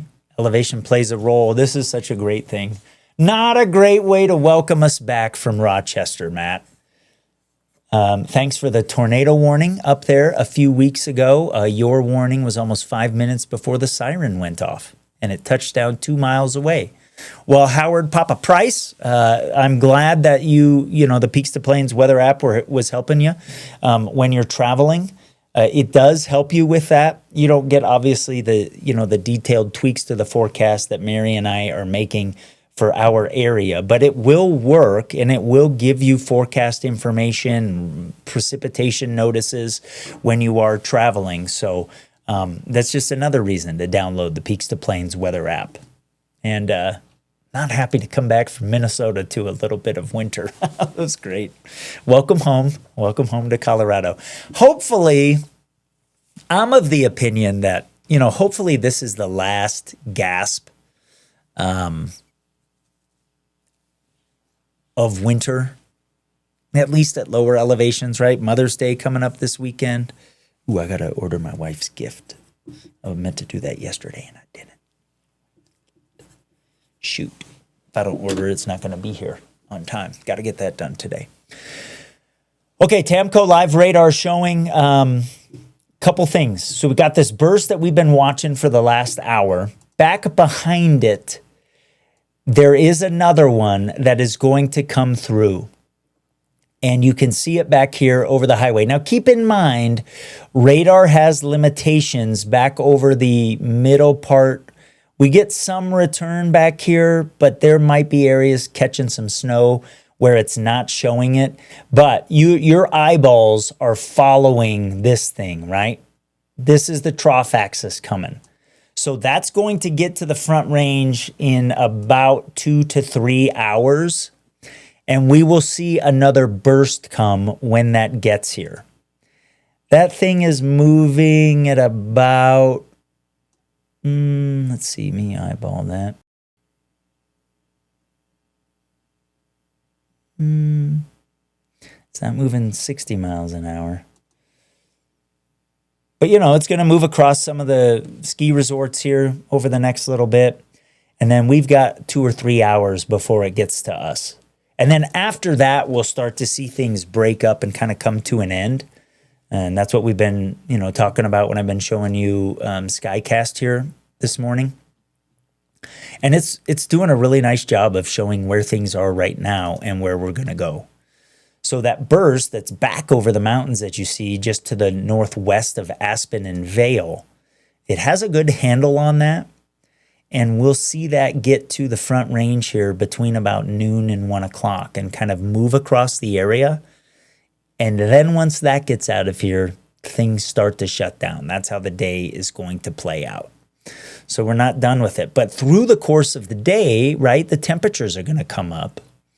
And so areas where we are seeing some snow mix in this morning, we'll see it get back over to rain. So Canyon City and Pueblo, where you have seen the rain change to snow since we came on at 5 o'clock and where we are now, you know, that next thing comes overhead and you may see it as rain still. You might see a brief change over to snow, but, you know, your temperatures are going to be warming up a little bit, a couple degrees anyways from where we are right now. And then notice how the high temperatures for the day come as things break up and we get toward dinner time. Right? But then at elevation a little bit more, when that next band comes through, it will be snow for Calhan, for the Palmer Divide, for a lot of us here in the Pikes Peak region, of course, higher than what we've got in Pueblo West. But our high temperature for the daytime hours will be around dinner as well. And then we start to go down as we move into tonight and the sky starts to clear out and we get 9 to 12 hours of temps below freezing. Kathleen's checking in this morning in the Springs. Going to see an enhancement of the snow like Calhan will a little bit later on this morning. Says it's snowing in her neighborhood in Colorado Springs. Thanks for that report, Kathleen. I appreciate it. If you would like to come on this morning and give us a report from where you are, we would love to have you do that. And you can do that really anytime we're doing local coverage here. You can use these. So I recommend everybody to put these in your phone as a Peaks to Plains weather contact. And then you can just go to your contacts, hit that web link, and it'll open up your browser. And we've talked to a few people early this morning. We talked to Hindi. We talked to Josh. It's been fun to be able to do that. Charlene is heading home from Tennessee today and already been notified that your flight may be canceled into the Springs. I don't think it's that bad. I mean, hopefully they just delay you, Charlene. Hopefully you can get here. She's obviously sad about that, ready to get out of Tennessee today and come home. You know, fingers crossed for you, my friend. Fingers crossed. Biggest impacts from a winter perspective through the rest of the day are going to be over, you know, the Palmer Divide and up into the mountain areas. I don't think that's a shock. That's what we've been talking about here for the last few days. And so from a travel perspective, you know, as you increase in elevation, and we've seen that on the traffic cameras this morning, right? That you get up on elevation and things are more noticeable. So what do you guys think of Peaks to Plains weather? Now, I would love to get, you know, put into the social media about what you think. Let me log into the account here.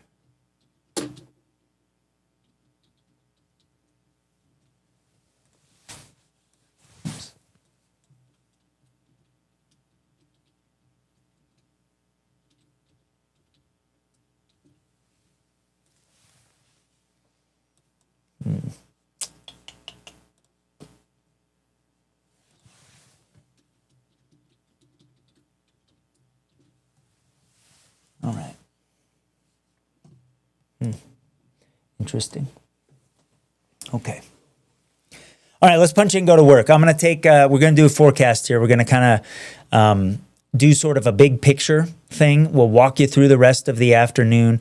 We'll get you into tonight. We'll talk temps here over the next couple of days, and we'll talk about how much more snow we are going to get. Jeff is checking in from Falcon. He says he's got 2.5 inches.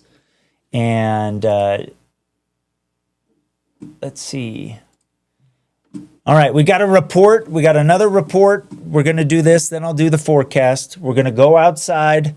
My good buddy, Jim, checking in. I love when Jim checks in because I love his headset. It looks highly official. It looks highly technological and informative. Jim, how are you this morning? Doing well. It's a nice little spring snow here. Not too heavy yet down where I am, but I don't see how well the computer works on the screen back here. But a little backyard, got all my stuff covered up, or my wife's stuff covered up so that it doesn't kill while she's out of town. So you don't want to come home to that, man. You don't want to be on that. Absolutely not.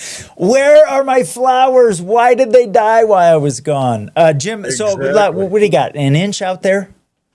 No, probably maybe half an inch. Some places are pretty bare. Some places look pretty good. So, yeah. All right. Well, you'll see it pick up a little bit. Looks really, really pretty there with the snowflakes coming down. Are you of the opinion that you would like this to be the last little dose of winter? Yeah, probably. I like the moisture, like a lot of people do, but right. But I'm ready for warm weather, particularly with all the leaves and flowers out. So right. Yeah, thankfully, we were concerned about some tree branches coming down, but now that we're going to start, adding a couple degrees to the temps here, I'm not so sure we'll have to worry about that. Everybody's up, can go shake them off if you're in a spot where it comes down enough. What are your plans, Jim, for Mother's Day? Oh, that's a good question. I got to figure out a way to spoil my wife, but not sure how to do that right I'm now. also sure you can't say that on Peaks to Plains weather, how you might do that either. Fair enough. Make of that what you will, my friends. She Make of that deserves it. what you will. She's been through a lot lately, so She has. got to figure out a good way to do that. Yeah. Well, I know that you are a massager. You could do that. You could give her a little foot massage, Jimbo. Light some candles, right? Massage her feet. Look into her eyes. Tell her how much you love her. That is a good idea, right?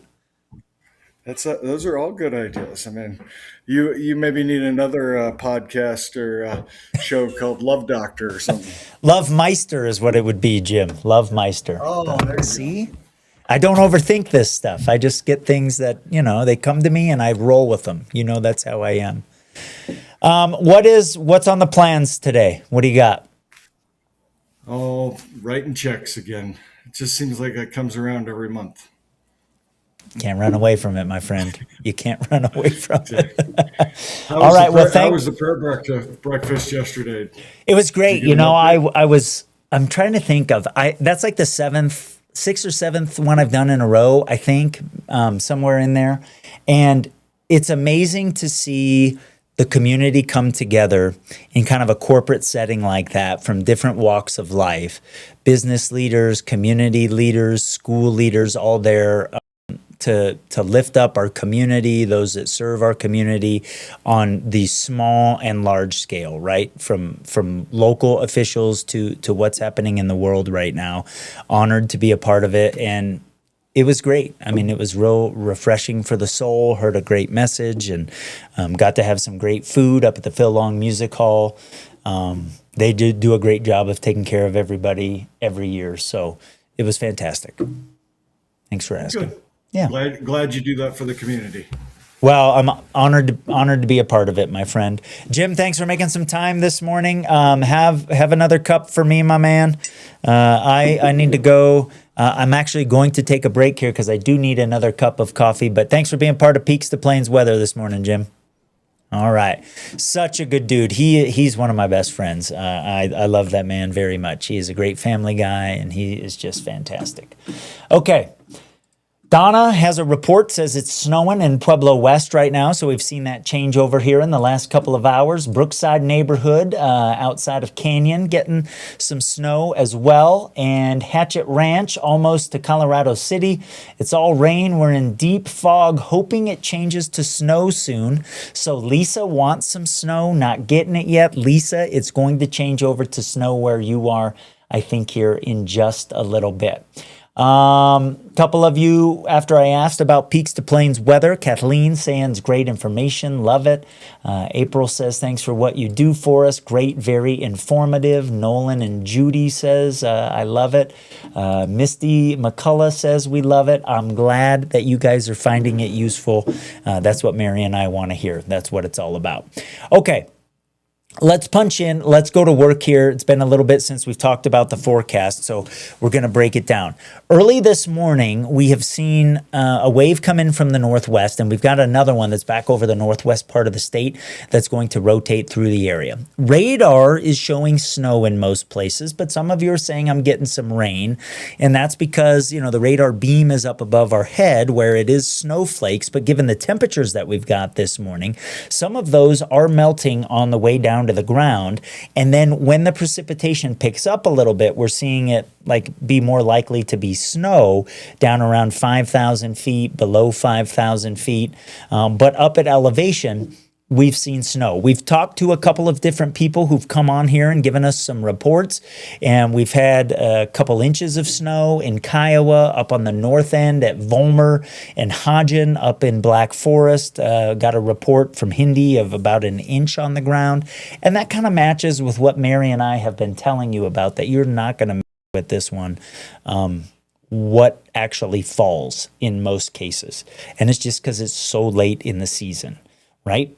So we're not done with the snow, though. We've got more to come here with this wave that is over the northwestern part of the state, and that's kind of the back part of this storm system. And we'll get it out of here, and there is a ridge back behind that that's going to allow our temperatures to warm up by tomorrow afternoon once we get past a cold night on the way here. So the trough axis, which is off to our west right now, is going to swing through here with this area of lift right ahead of it. And then once we get past that, we will see this system get on the way out of here. And you see that happening on the large scale as we move through the day today into tonight. We get this thing out of here pretty quick, and the ridge starts to build in. But we get a cold night on the way. So, you know, we've got to deal with that still before we kind of get through the rest of this system. So here's how the rest of the day is going to play out from where we are right now, sitting here between 6:30 and 7 o'clock, and how the rest of the day goes. We have that area of lift that's over the northwestern part of the state that your eye can kind of follow as we head through the morning and into the afternoon, and then that thing shifts off to the east, and once it clears your area, showers start to break up, and man, really quickly into tonight, whatever is lingering there as we head toward dinner in terms of a scattered shower will be on the way out of here really quick. Now, these high temperatures, for a lot of us, are going to occur around dinner time. We are not going to get to these as the moisture is coming down. But once we start to break it up a little bit and we can get some of the sun's energy, maybe even a little bit of blue sky popping in late in the day amongst the clouds, we'll get to those temps and then come down really quick here as we move into tonight with a clearing sky. And one of the issues that we're going to have is the length of time, the number of hours of how low we'll be below freezing. Because if you get 2 or 3 hours into the 20s, that's not that big of a deal on the plants. But to get 9, 10, 11 hours of that is a bigger issue. And so there is a freeze warning that is up overnight tonight. So hopefully you drained your sprinkler system back, especially if you're in one of the spots there that you see in the mid-20s, 27, into the low and mid-20s, up across, you know, the higher mountain valleys and the mountains, and if you're in the north side of Colorado Springs as well. So, all right, a couple more reports here that you guys are giving us. We love it. And let's see. So in South Pueblo, no snow sticking yet, but it does sound like we're getting some snow. Brad's checking in and says that there's 2 inches in Falcon. That matches what we got from Jeff a little while ago that said he's got 2 inches. Stephanie says it's just rained so far in La Junta, and I'm okay with that. Well, we'll take the water however it comes. So, you know. Jeff says he is on an 8:16 fast, so no breakfast until 10:30. And I can't make it that long. I think that's part of, like, from doing morning news. I have to eat earlier than that, and I haven't yet. I could use some food, actually. And Julie says, thanks for the great updates. I'm going to step away for a second, and I'm going to make a cup of coffee. While I am doing that, I'm going to let you check out the radar here, and especially in the heart of the area, kind of watch the burst that we've been moving through this morning. So don't go anywhere. I'm going to just start my coffee. I'll come right back. It'll take me about 30 seconds. I'll be right back here on Peaks to Plains Weather. Stay tuned.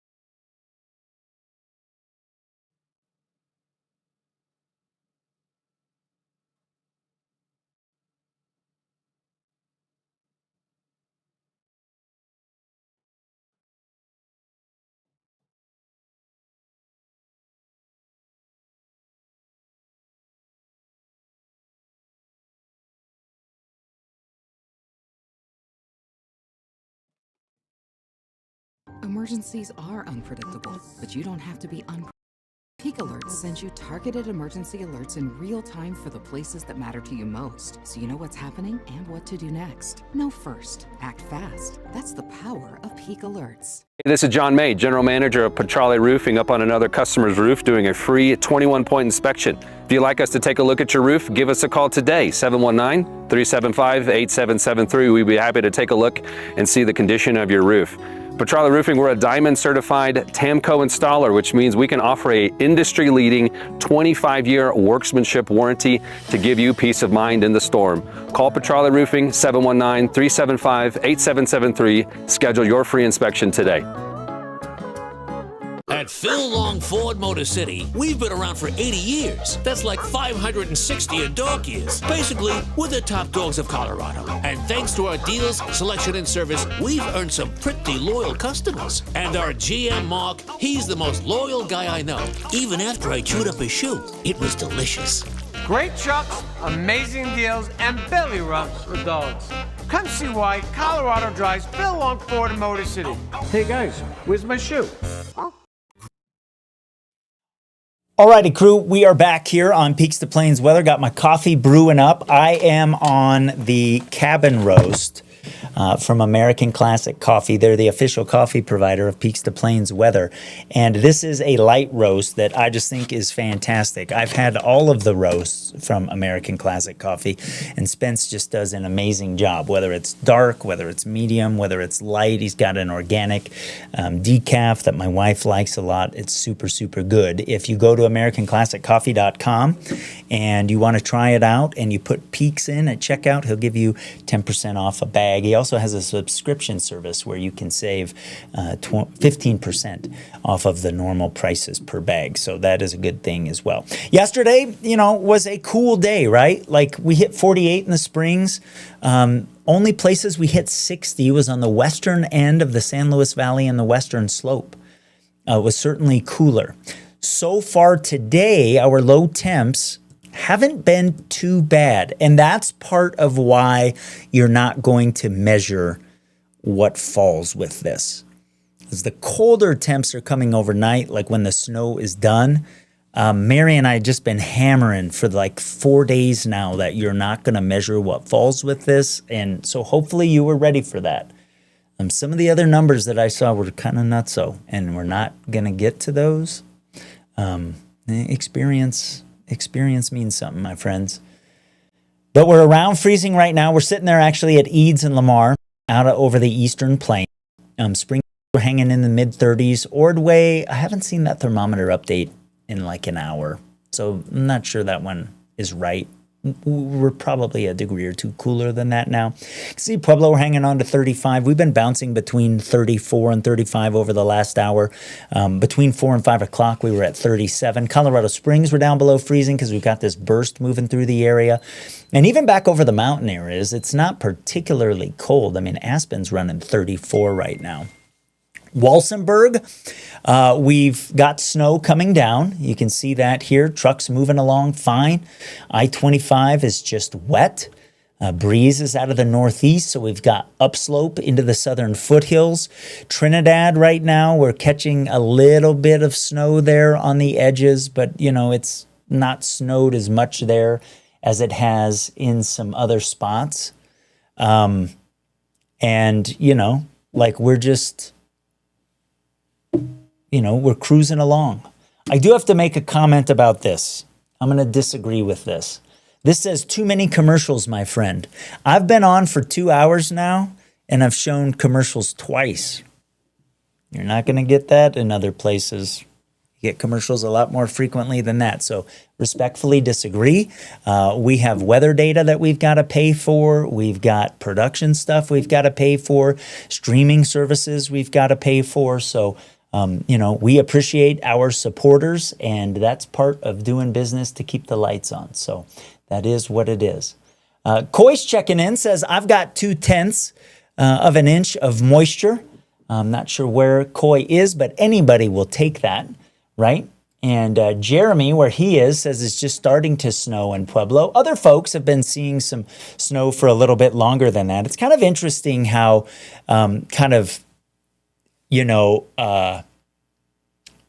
neighborhood to neighborhood, you get that variability across Colorado. That's pretty interesting to see. Tamco Live radar this morning. We have been watching this burst come in. That's been pretty fascinating to see. The roads in Woodland Park certainly decreased in terms of, like, from a travel perspective.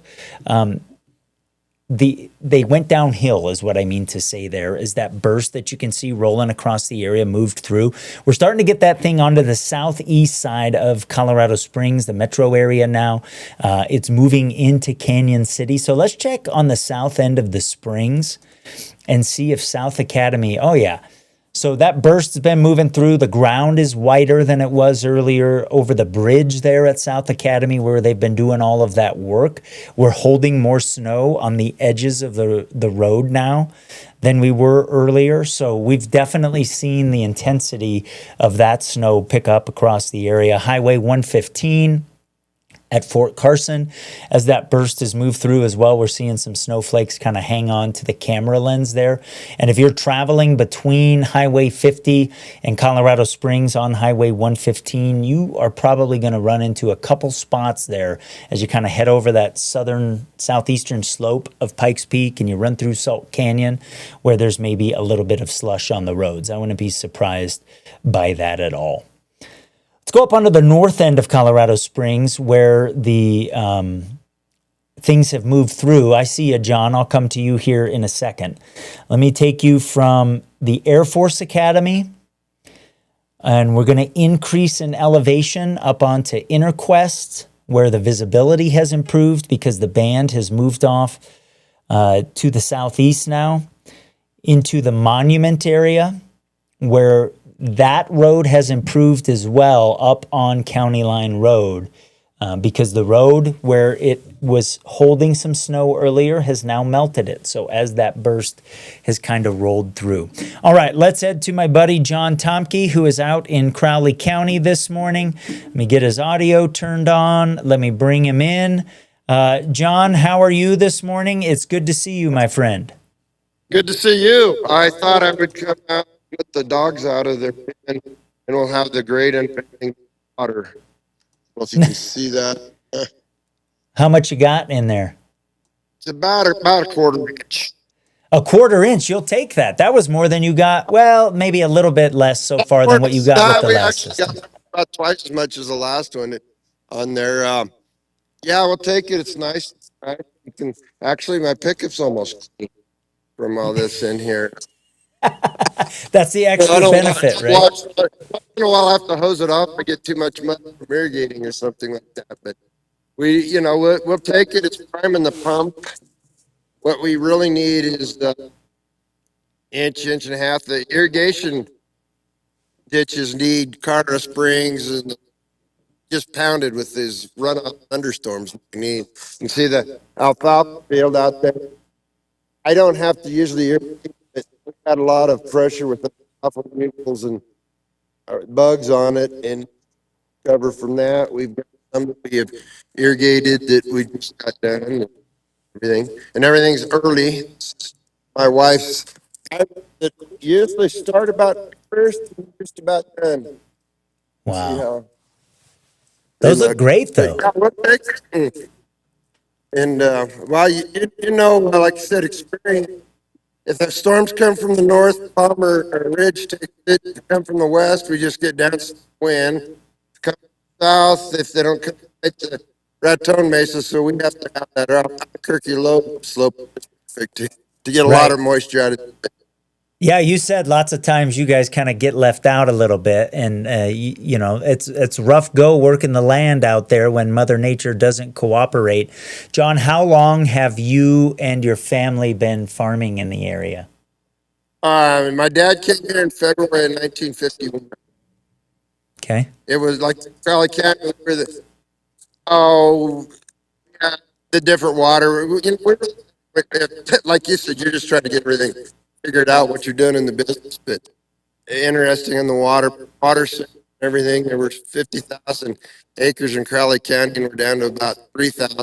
Getting tough. We just had to run our only water. Unless really, it's going to have to flood our water right. We used to grow cantaloupe watermelons. Never ate a better melon than you off our place. And I'm not putting down my friends at Rocky Ford, but I'm just. Well, everybody. You need to come down because Naps and Hericottas are going to be putting their plants out for their melons and produce and that, and see how the tough is there. I've got, about to need a field trip. Yeah, there you go. Well, I tell you what, man, May is crazy in the Meister house because we've got a daughter that is about to graduate high school. We've got state track coming up. I've got to go get my son from college. In the midst of all of that, it is wild times. I don't feel like I have much in the way of free time between doing that and Peaks to Plains. But you're doing a good job. Well, thank you, John. I appreciate that. Mary and I are. You're welcome. The idea of hey, folks, go to bed early. Listen to Mary or Matt, that you don't have to wait up and watch the canned weather. You'll get. You're going to have to give me some merch for that, buddy. I know, right? I do. I owe you a hat, I think. A Peaks to Plains hat on the way to you, my friend, because I did that Monday night when Mary was dealing with the puppies. Mary did it last night, and it's a good idea that you have. You have many of them, I know, and you were kind of ahead of the curve, if I may say so, on broadcasting high school games on the internet. Like, you are a pioneer in that realm. Yep. Been done. It'll be 20 years in December. And actually, I didn't do much. I did kind of good doing that on Saturday with a friend. But yeah, it's kind of. And like I said, you're pioneer too doing it. I mean, pick the arrows and we'll set up, and everybody else will think. Yeah. That's awesome. Well, John, you're breaking up a little bit, so I'm going to let you go. Thanks for coming on this morning. I'm glad you got a 1/4 of an inch. Shoot me a text when it's all done. Let me know how much you got here later on today, okay? All right. Talk to you later, my Okay, friend. good to see you, my friend. Have a good one. He's such a good dude. I went out there. He and I have been texting for a long time. I don't even remember how we got up with that, to be honest with you. I think when I was at KRDO, we started texting, and he's such a good dude and just loved in his community, and he does so much, from a great family, and it's just salt of the earth. He's such a good guy. All right, let's see some other reports coming in.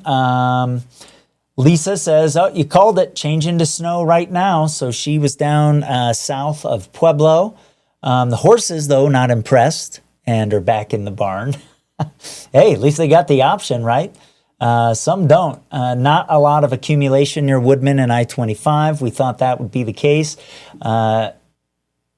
Dallas said, I believe he said it was supposed to pick up again around 8 or 9 o'clock. Yeah, we've got this wave coming in from the west here that we will see pick up.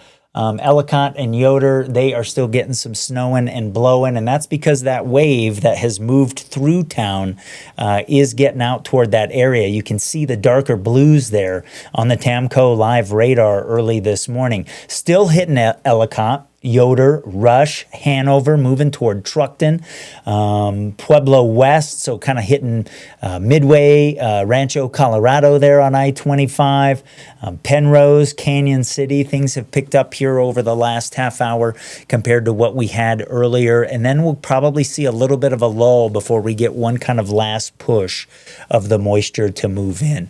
So my coffee's done brewing. Hold on a second. I'm going to go grab it.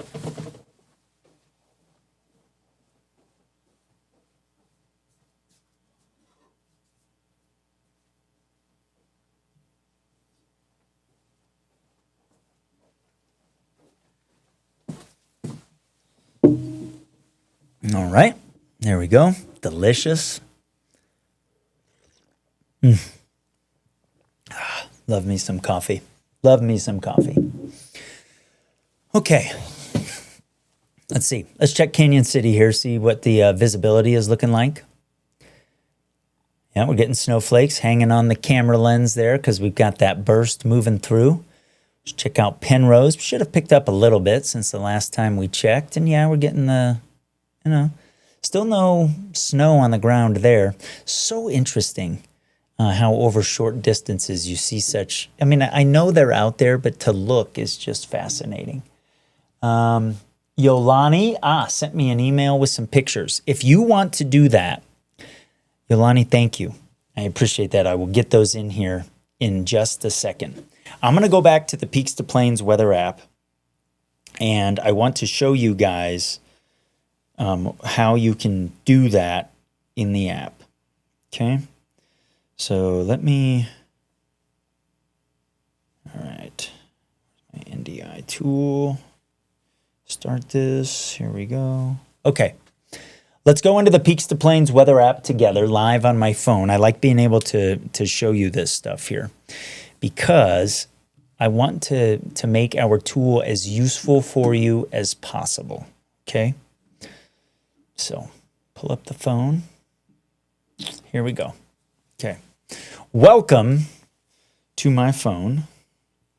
And I'm pulling up Peaks to Plains weather app.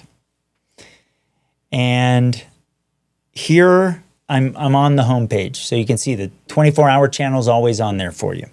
But in the bottom right-hand corner, I've got the send to Matt and Mary too, of course. I just haven't changed that yet. Now, you can do a couple of different things.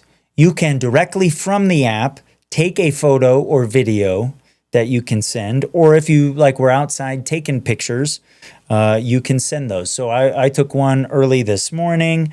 I could put that in here, type my name, type a title, a subscription, hit submit. And, I got to fill that stuff out, but it's super, super easy is the point. So if you don't want to come on live, what you can do is you can maybe do a little report from somewhere and then send it to us and we can use it. And some of you have done that early this morning. So let me get my email pulled up and we will see what you guys have shared. And here's Yolani's picture. She's in Simla. And let me pull. Oh, that's really pretty. All right. So while we're just sitting here together, I'm going to do save that.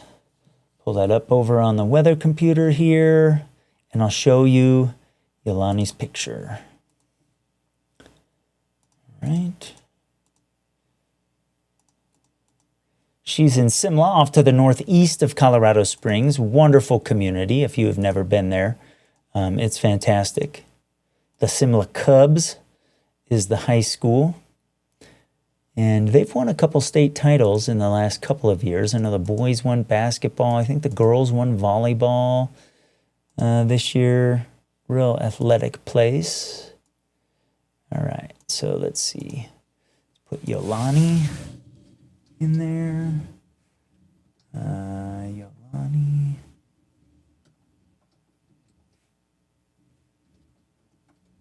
Simla. All right.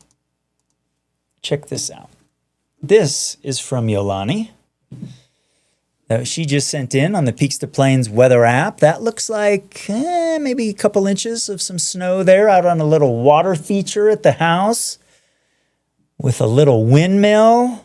Love it. That is fantastic. Thanks for sending that in, Yolani. I appreciate it. It's a real good look at what is happening out in Simla this morning. A little bit higher in elevation up on the Palmer Divide than a lot of other areas. And that elevation is playing a really, really important role out there today. John's checking in this morning. He says, hi, John, good to see you. Thanks for saying hello this morning. Appreciate that. Good for checking in. And let's talk about the extended forecast. It's been a little bit since I've done that, so I'm just going to kind of keep bouncing around to different things because I know that people are kind of in and out. So I'm going to head over to the weather wall here, and we'll do our extended forecast.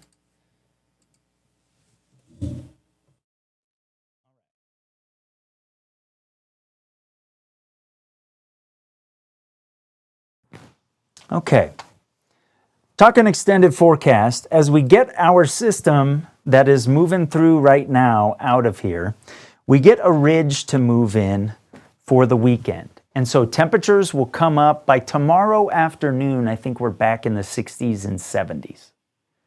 So way end of the weather, other end of the weather spectrum from what we've got right now. But there's this little system that we've been watching that's going to kind of ride the ridge, break it down a little bit over the weekend. And today it's looking a little bit farther to the north than it did yesterday. And obviously, you know, if you get the energy from this system closer to home, you get some bigger impacts. It is going to move from the mountains onto the plains here as we head into Saturday night. And that'll send a cold front through the eastern plains. Will make Sunday a little bit cooler than what we'll have on Saturday. As the system approaches on Saturday, it will destabilize the atmosphere a little bit. And we'll get some scattered showers and thunderstorms to develop over the mountains. And so not everybody will get these. You know, you got about a 1 in 3 shot, maybe 1 in 4 shot in the Pikes Peak region of catching something. Out across the plains, maybe we'll see something during the evening as that upper level system moves out across the plains and we get the front coming in from the northeast. We'll get a break into early Sunday, and then we'll see a couple showers and perhaps a thunderstorm develop as we hit the afternoon on Mother's Day. So Mother's Day will start off really, really quiet. Clouds will build back up over the mountains, and then you see the chance of a storm here as we hit the afternoon. And we're getting to the time of year where, due to the differential heating over the mountain areas, we start to get some unstable air over the mountains. And so on the extended forecast for Woodland Park, that weekend system comes in, but we start to transition into the middle part of May here, and we'll get afternoon cloud buildups that could turn into a thunderstorm. So for a place like Woodland Park that's on the side of Pikes Peak, you know, you may catch one of those here as we move through the afternoons in the extended forecast. It'll be a little bit tougher for those storms to move away from Pikes Peak out across Colorado Springs, but notice how warm we are early next week once we move past that slightly cooler Sunday behind the cold front that comes in over the weekend. Tuesday in particular, I think we'll see some 90s show up over the eastern plains. And so that's a lot different than how we're going to be tomorrow morning when a lot of us are below freezing. But we turn the corner by the afternoon. Pueblo, we get into the 70s. We're around 90 Monday and Tuesday. Then some of those afternoon clouds will take the edge off a little bit. But maybe this is the last bit of winter. It's certainly a possibility. Kind of starts making sense here as you start to head into the middle part of May and eventually the back part of May. So that's kind of how the extended forecast is looking there. So, impacts haven't been too ridiculous out there this morning. Ron just sent me a cool shot from Galena. Let's see if I can get that in here. That's a really cool shot. Thanks for sending that in, sir. Appreciate it.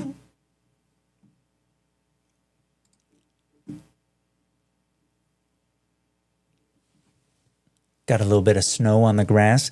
Man, and that is just, you heard me say, and I think I even said this in forecasts over the last few days, like, oh man, between 6,000 and 8,000 feet, it's just tough, right? Because it's kind of the transition between, mountain areas and then the plains. Like it's right in that transition zone. And, from an impact perspective here, I mean, roads have been wet across Colorado Springs. When that burst went through Monument, like we saw I-25 hold snow for a little bit, but we've seen improvement there. So I talked about this ebb and flow that we have through the day, and we've seen that already this morning even. And going, up and down Ute Pass, Cascade, last time we checked this, had some slush on the roads. It's just wet now. Woodland Park was straight up icy looking for a little bit, but the road there is still melting off the snow. I mean, we're still holding some of it, but that looks better than it did an hour ago when that burst was moving through. So it just, really depends on the rate of the precipitation coming down. And your elevation. Those two things are both really, really important. All right. So, we're just hanging out this morning. If you'd like to come on the show, we've talked to, 4 people? Yeah, 4 people this morning. That's been a fun thing to do. No, 5. Talked to John. 4 or 5, whatever it's been. I can't remember. But it's been really, really cool. Oh, I was giving her a hard time earlier when she said too many commercials, my friends. But then she said, okay. I get it. So Sun Goddess, thanks for understanding. That's really funny. We have had reports, it seems like a lot of areas are kind of around 0.2, quarter of an inch of liquid. Talked about this earlier about how radar in a situation where you have rain changing over to snow, like the estimation of moisture that radar can do, it's not the best situation for it because you get this situation called bright banding, where when up in the clouds, rain is changing over to snow, you get these artificially high returns. And this is looking at the last 24 hours, right? And so then there's places that you don't see having where the radar shows rain, and that's because it has the snow product that it's flipped over to.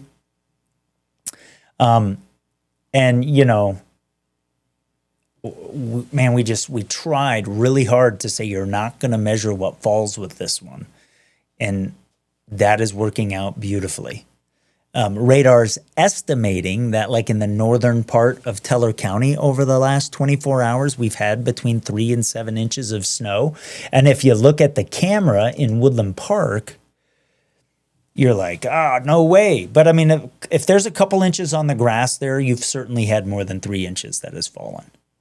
Right? Again, you're not going to measure what falls with this one.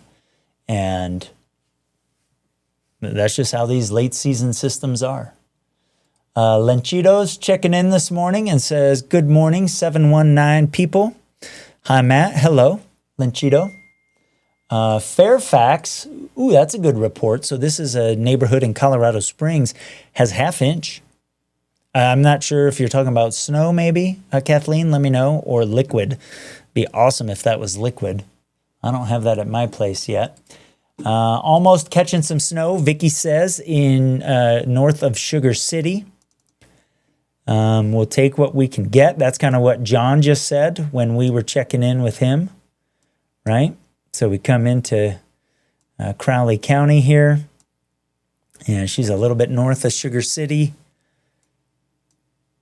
So you see the radar cruising through over the last 4 hours in an area where we've just had less than some other spots, right? Compared to what's happening over the plains. Some of you back over the mountain areas, radar doesn't work as good back here. Salida had that burst though, man. The roads were looking squirrely in Salida earlier. Let's check that real quick. And that looks way better now. So even there, we're getting that ebb and flow that I've been talking about for 3 or 4 days. Because that looked rough after that band moved through. Pretty fascinating to see all of that change up a little bit. Penrose still wet. Pueblo West still wet in terms of the roads. And the precipitation rate has pulled back some, so the visibility has improved a little bit. Pueblo, we're seeing that as well. It's good to get the water. Good to get the water, whether it's in the form of rain or snow this morning. Let's check some of the high mountain areas and see how we're doing up at some of the ski resorts. Let's check the cam at Monarch. Obviously, they're closed down for the season, but you can see it coming down right now pretty good. Man, that looks better, crazily enough, than the last weekend of skiing looked. And in fact, over the last week with these couple systems that we've had move through, the snowpack in the mountains has gotten a little bit closer to the historical low. So if you see here, oh, that statewide number is not right. I didn't update that. Don't look at that, but I want to circle something here. All right, let me put a pause in this so I can do what I want to do. Okay. Oops. All right. So you see how in like late March, we were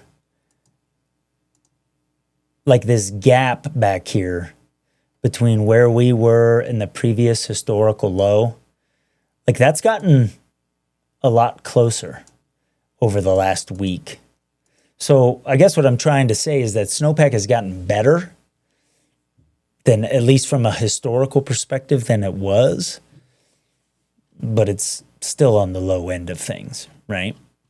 But Monarch looking pretty good this morning. We can check out a couple of other spots. Keystone early this morning. Let's see how Keystone's looking. Yeah, snow in there. Crested Butte. Pull Crested Butte up.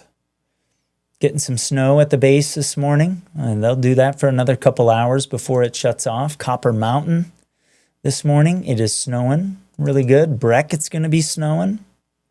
And you can see that coming down. Real good right now. Sloppy stuff that's not great to ski on. You can tell on the top of the lift houses there that it's sloppy, wet stuff that we're getting down here as well. Let's check out Aspen, one more stop.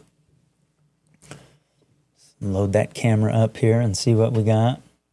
Aspen looks like we lost our feed. Jimbo's back in. He might have an update of some sort. Let's go back to Jim here this morning. Maybe he figured out some Mother's Day plans.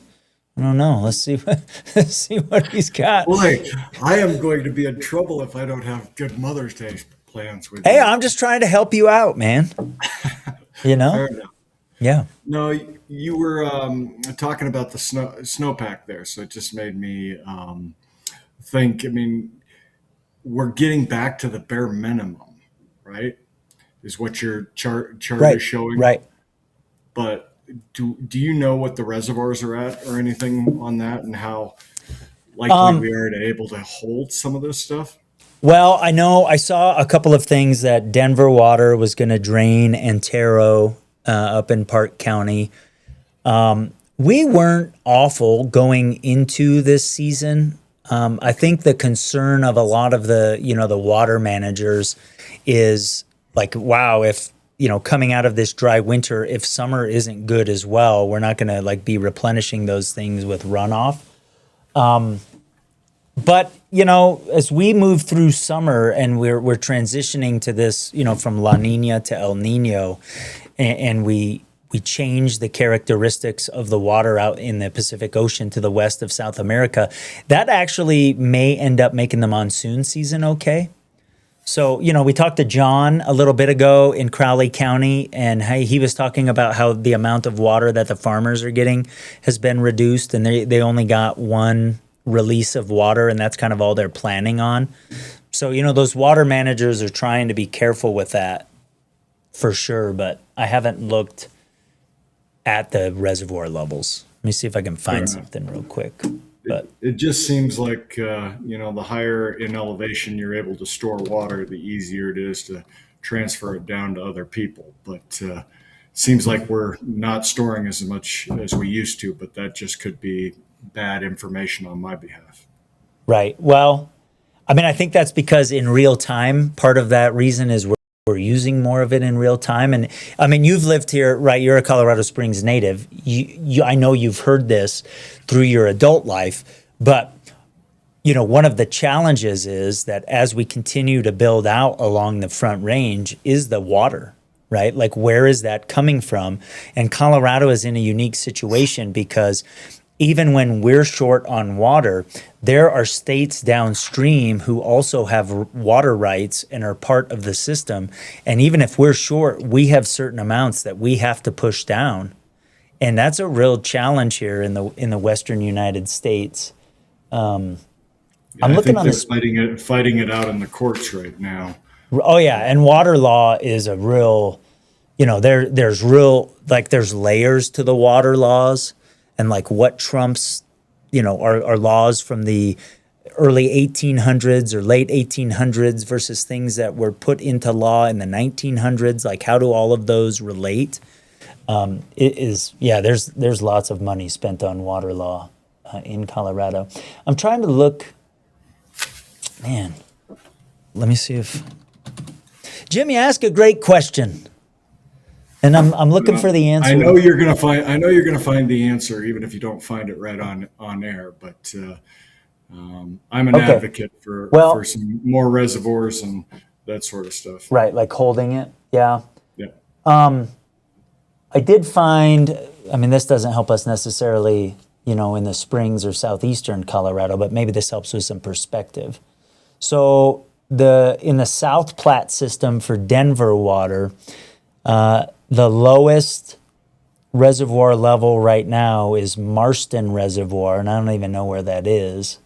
But 11 Mile is at 101%.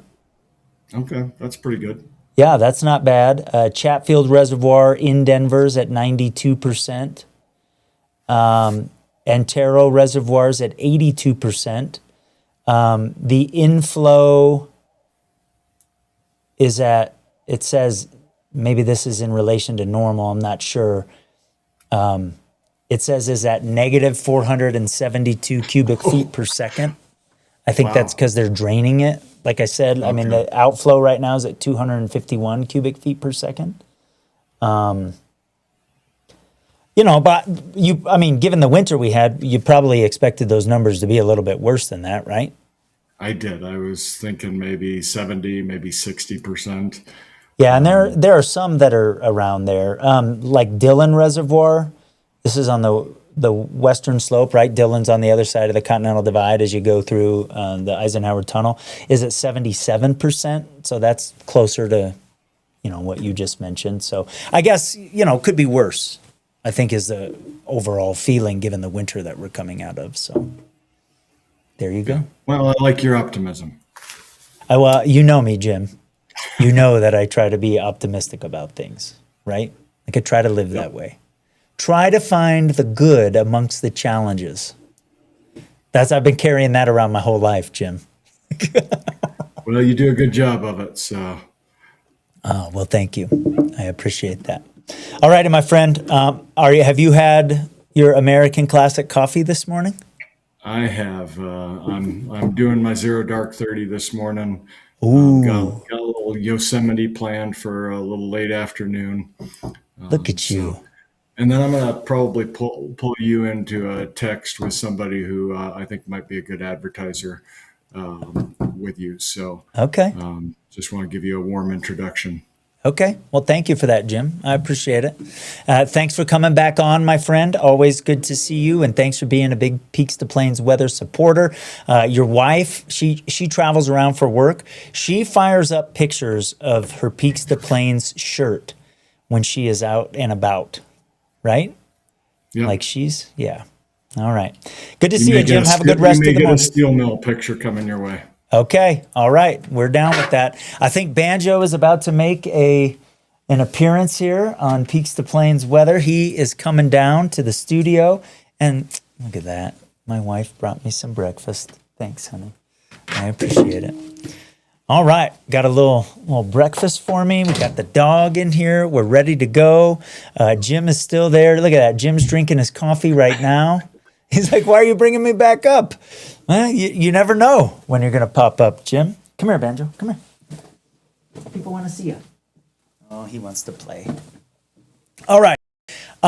We've got this next band that we've been talking about this morning moving back in. And so I want to watch what's happening with some of the cameras here as we move through the course of the morning. Because in the Denver area, the snow has been picking back up. And so we'll see this ebb and flow that I've been talking about here on the conditions and the roads. And so we'll go to the south end of Denver together and we'll check out as this band comes overhead, you can see how the visibility has come back down, right? And so this band, as it approaches southern Colorado, is going to do the same thing again. You'll see deterioration of conditions. You'll see visibility come down. And you'll see another kind of increase of snow because some of the snow that you've got on the ground's probably been melting even on the grass here during the morning. So that's a pretty useful shot right there to give us a heads up about what is coming our way with this band. And you can see it hitting the Denver area right now and moving across Douglas County.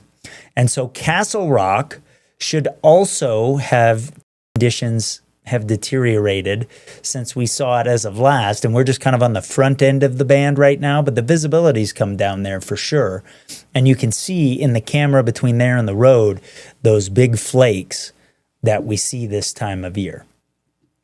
So we'll watch that. If we check that camera in 15 or 20 minutes, it's probably going to look more like the Denver area. Now, you get into this spot back here in Park County in the radar where we don't get great coverage, as there's two radars here that we use. We've got the one coming from Front Range Airport in Denver, and those radar beams kind of go like this, but they hit all the mountains right here. And then we have the radar off to the east of Pueblo, northeast of Pueblo, that it tries to get back in here as well, but it runs into Pikes Peak. So this is an area where we don't get like some of the best coverage, but we can use our tools, and we know that there is enhanced lift coming here because we've been watching this on radar through the morning. So we know back, like around Fairplay, we're probably getting the snow picking up right now. Point being, get to the point, Meister, that this whole area of lift is moving off to the southeast like this first area of lift that we've been watching through the morning. So where things have gotten better in Florissant, in Divide, in Woodland Park, in Monument, get ready for conditions to deteriorate again over the next hour to an hour and a half. And we'll watch that together here as we move through that time frame, because we're just going through this together this morning. So, we have this first band that's moved through the Pikes Peak region. Salida, we've seen improving conditions. We've seen rain changing over to snow for more areas from Canyon City through Pueblo West and Pueblo as this band has moved through. But we've got this next one to come through as well. So Monument, get ready. It is coming out of Douglas County. It's coming out of Jeffco. It's coming out of Park County. And we'll see the conditions deteriorate again here over the next little bit. And we're starting to see that happening already with the visibility coming back down. Because half hour ago, maybe it was, we could see farther down the hill than we can now. And so the road is going to start to slush up again. And so just be ready for those changing conditions.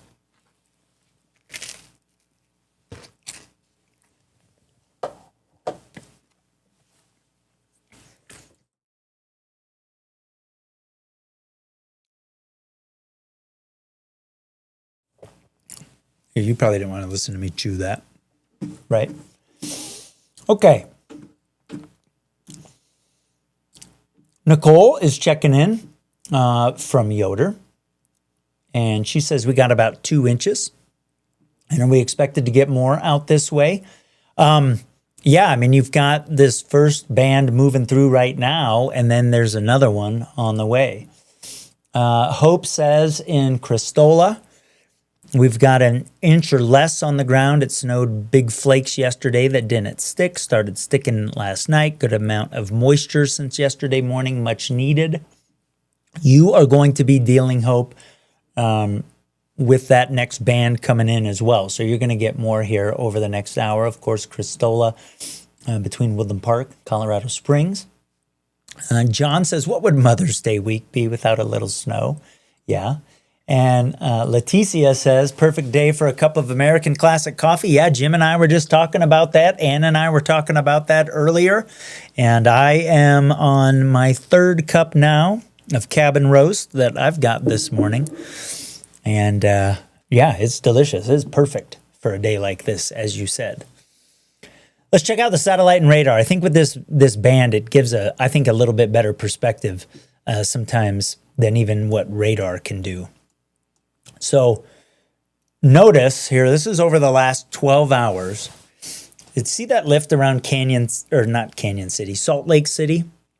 Watch here as the loop comes back through. You'll see the radar pick up on an enhancement. They actually had some thunderstorms rolling through there. That is the western edge of the trough axis. So you can see it right there. And then that moves off to the south, and you can see that about there now. And, the eastern edge of this is getting more active than the western edge. Now we're losing some oomph back here. But we've got 2 sort of main areas of lift this morning across southern Colorado. One's about right in here, and then here comes this next one. And once that cruises through, we'll start to see things shutting down a little bit. So we'll get this, this ebb and flow that we've been talking about for the last few days is going to happen again. And we've seen it pick up in the Denver area, across Castle Rock, Monument. We're seeing this next wave come in. And we've got this first one kind of cruising across Fremont County. Those of you in the Wet Mountain Valley have seen the snow pick up this morning. We've seen the snow level dropping out over the plains. Over the next couple of hours, though, I think we'll see the rain snow lines start to come back up. But then when the bursts come in, it's going to move a little bit. Because when you have heavy precipitation, it tends to drag some cold air down with it.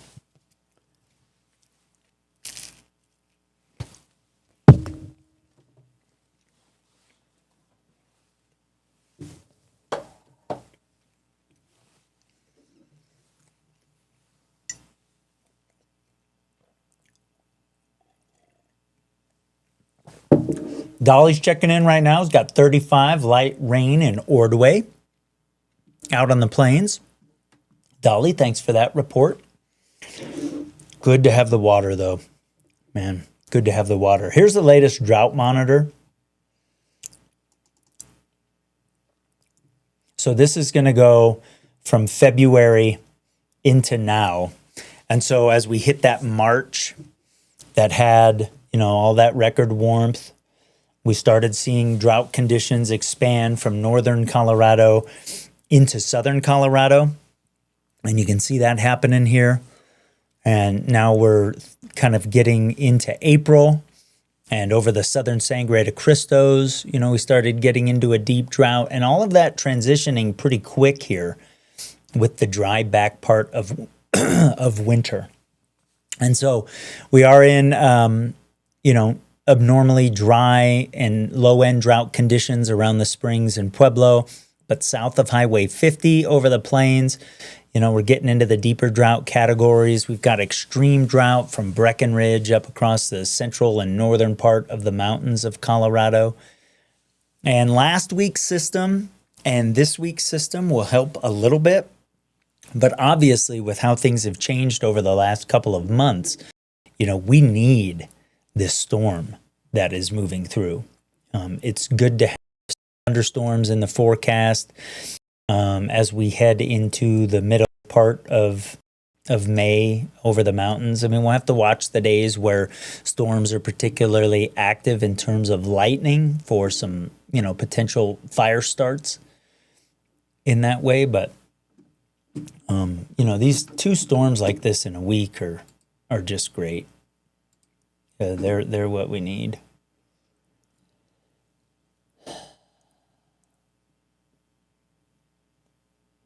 Looking at a couple things here.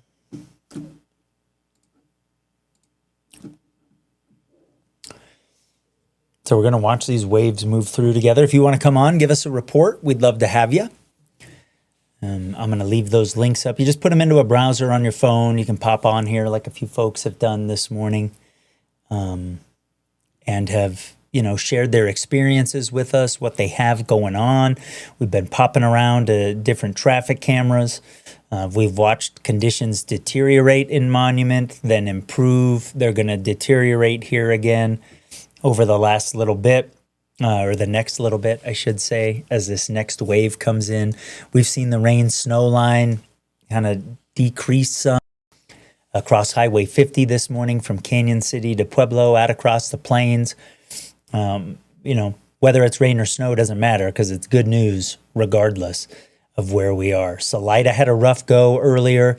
The road has improved. That thing was snow covered earlier today, but that next wave is approaching, and so we may see that road become snow covered again.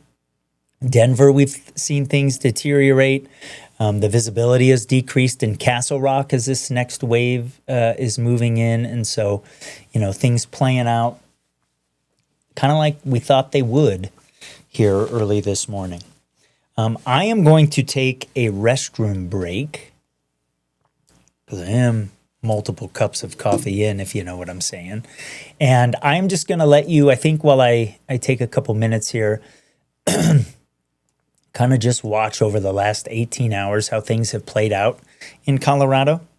I will be right back. Don't go anywhere. You are watching Peaks to Plains Weather 24/7. We're live this morning covering this system moving through. I'll be right back.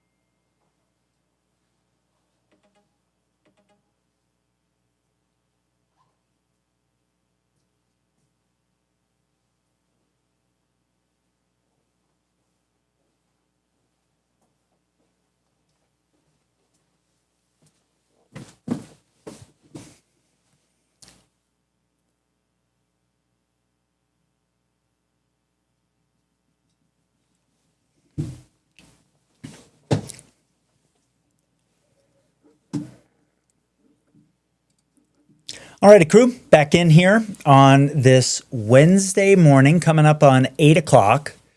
And we have a couple of different waves that have been moving through here. You're on Peaks to Plains weather 24/7. We're on social media this morning. We're in the app. We're on the website. And I want to do a couple of different things right here. I want to look at some new information coming in this morning. And so I had the opportunity last week to talk to the new Director of Parks, Recreation, and Cultural Services in Colorado Springs. I'm going to share that conversation with you. And Skylar Rorabaugh has been up on America's Mountain as in his most recent role, but he is excited to take on this new role in Colorado Springs. And here is that conversation that I had with him very recently.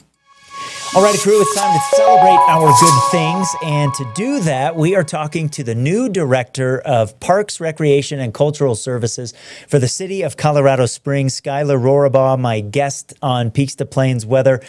Skylar, thanks for making time for us, and early congratulations on the new role. Yeah, thanks so much, Matt. Happy to be here with you today. And yeah, just honored to be selected as the Director of Parks, Recreation, and Cultural Services for the city of Colorado Springs. So you're up on top of Pikes Peak right now. Tell me what your previous role and your current role has been. Yeah, so for the little over the last 4 years, I've been manager of Pikes Peak, America's Mountain. Primarily, we manage a special use permit with the United States Forest Service, their oversight in the management of the highway operations for Pikes Peak Highway. And we take care of our courtesy ranger patrols, so a lot of guest interactions, ranger interpretation. We have a road crew that manages the highway, make sure we keep the snow cleared off of it. Everything, stormwater infrastructure is all good. Signage is all good. We have a facilities maintenance crew that maintains all of our facility structures and buildings. We have 3 visitor centers along the Pikes Peak Highway that we manage through an agreement with Airmark, who is our concessionaire. We have the Broadmoor Cog Railway that we work with their Cog Railway operations to the Pikes Peak. There's a lot going on the side of that mountain, man. I tell you what. And it's certainly a unique thing. So let's talk about kind of as you step into this new role in the city of Colorado Springs in a way that I think is one of the ways that residents have most connection with the city, like being in the parks and some of these cultural services that you're talking about. As you step into it, what are some of the things that you think are highest priority for you in the first year?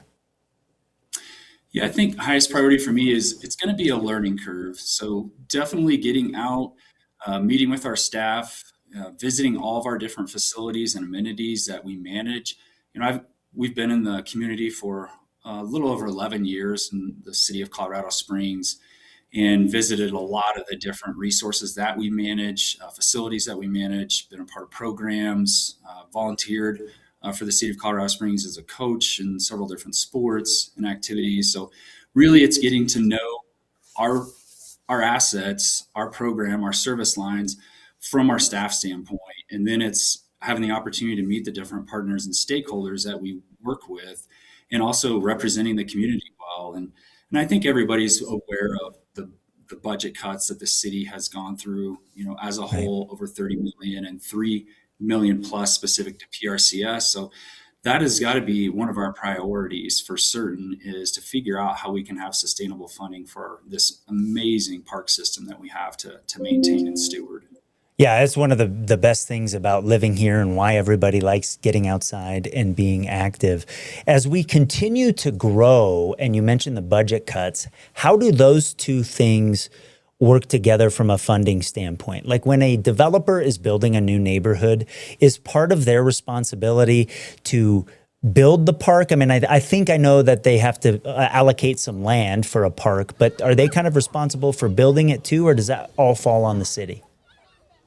Yeah, typically that falls on the city. I know there's been a variety of different arrangements that have occurred over the years, over the decades, but A lot of it is through our PLDO and how that works with the different developers. And sometimes, funding does come back specifically to the city for that construction. And other times it stays within a special district or within that developer's development overall. So it's kind of a variety. But I think overall, what I'll really be paying attention to are just opportunities for new partnerships, getting to know the different stakeholders, getting to understand where there's mutual interests, mutual benefits, and really trying to forge ahead with that. And we're going through a park system master plan process right now, which has occurred well over the last year. So really evaluating and studying what the community wants, what they need, and understanding how we can deliver that on the budget that we have currently. And then what are the opportunities to continue to build more sustainable funding through partnerships, through maybe just being innovative with different funding sources. So I'm excited to learn more, as I step into the job, and then really start being strategic with how we can move forward. Oh, well, that's awesome. I know you've had to be strategic on the side of America's Mountain.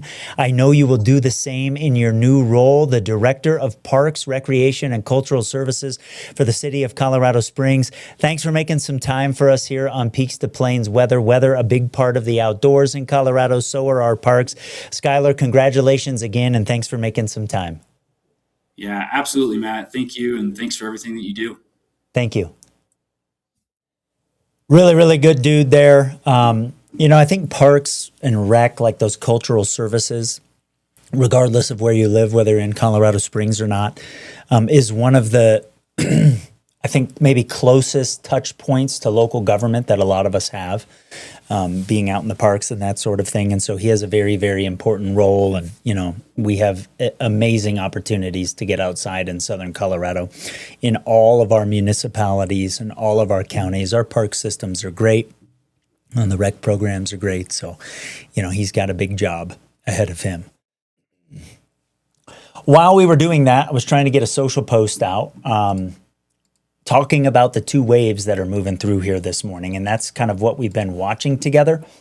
And it's this next one that is coming in is going to be sort of the last gasp, if you will, of this storm system. Because once it moves through and the trough axis with it swings through here, we'll see things improve pretty quick. It's already happening over the northwestern part of the state, up around Craig, up around Dinosaur National Monument. And so there's this little area between these two waves where it gets a little bit quiet this morning, kind of right in there. And so we've got this first wave moving through, the second wave coming. That's the last, that looks like a football. That is the last gasp of this thing. But it's not here for some of us yet, and so we have a ways to go. But the other thing that starts happening now that the sun is up is the likelihood, especially the lower in elevation you are, of a more significant type impact on the road obviously drops, given that we've got some of the sun's energy in the atmosphere now. But that's kind of how things are going to play out here as we move through the balance of the day, as we'll watch this next wave come in. Leticia's on the northeast side of Colorado Springs. She says they've got 3 inches of snow on the grass. That's more than I've got on the northwest side of Colorado Springs, but that's in about the range of, what we talked about.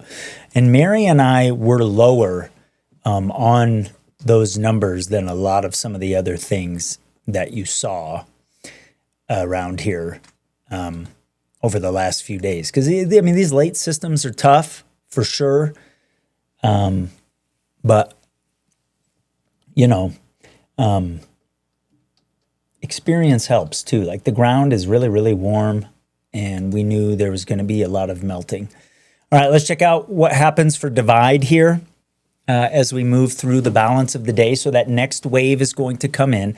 Conditions over Teller County will deteriorate from where we are right now because we've seen improvement behind that first wave. We're kind of in between the two right now. So it'll pick back up And we'll probably see the roads hold snow again across Teller County. And then we'll keep some lingering showers around. You see new model data coming in here while, I have this up live. Our high temps come late in the day, and we'll get some sun to come out even. And then we get cold tonight pretty quickly.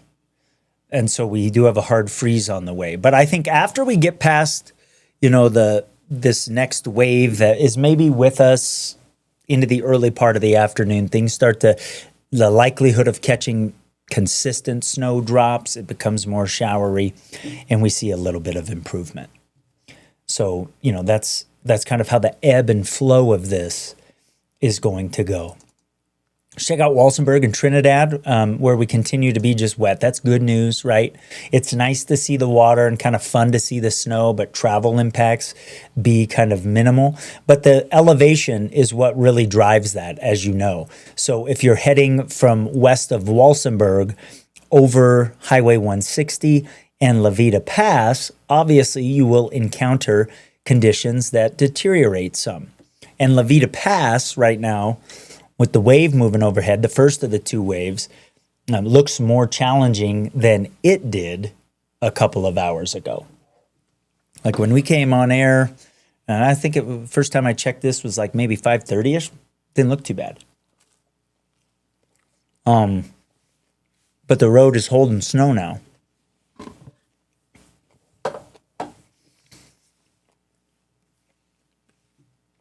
And then we'll see some improvement. And then the next wave will come through. And then we'll start to see improvement up over Levita Pass. So that's kind of how that is working. I see somebody's jumped on here. And she maybe wants to give a report this morning. So let me bring her in. If she is ready to go, it looks like it. And let me get her microphone all ready. I love this stuff. This is fantastic.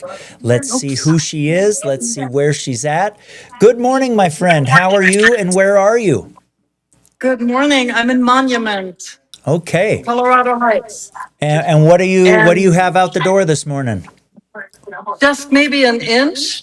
Okay. Not very much, but it is icy underneath. Okay. Are you hanging out in the RV this morning? I am. You are. I see that. What's your name? Christine. Christine, thanks for being here with us on Peaks to Plains Weather. Are you building a house? Do you live in the RV? Are you visiting? What's the situation? I travel full time and we come here in the summertime to spend the summer with the family. Awesome. That's fantastic. So are you visiting your children and grandchildren? And that is right. Awesome. We got here just in time for the snow. Well, maybe bad timing in that case, right? Definitely. How old are the grandkids?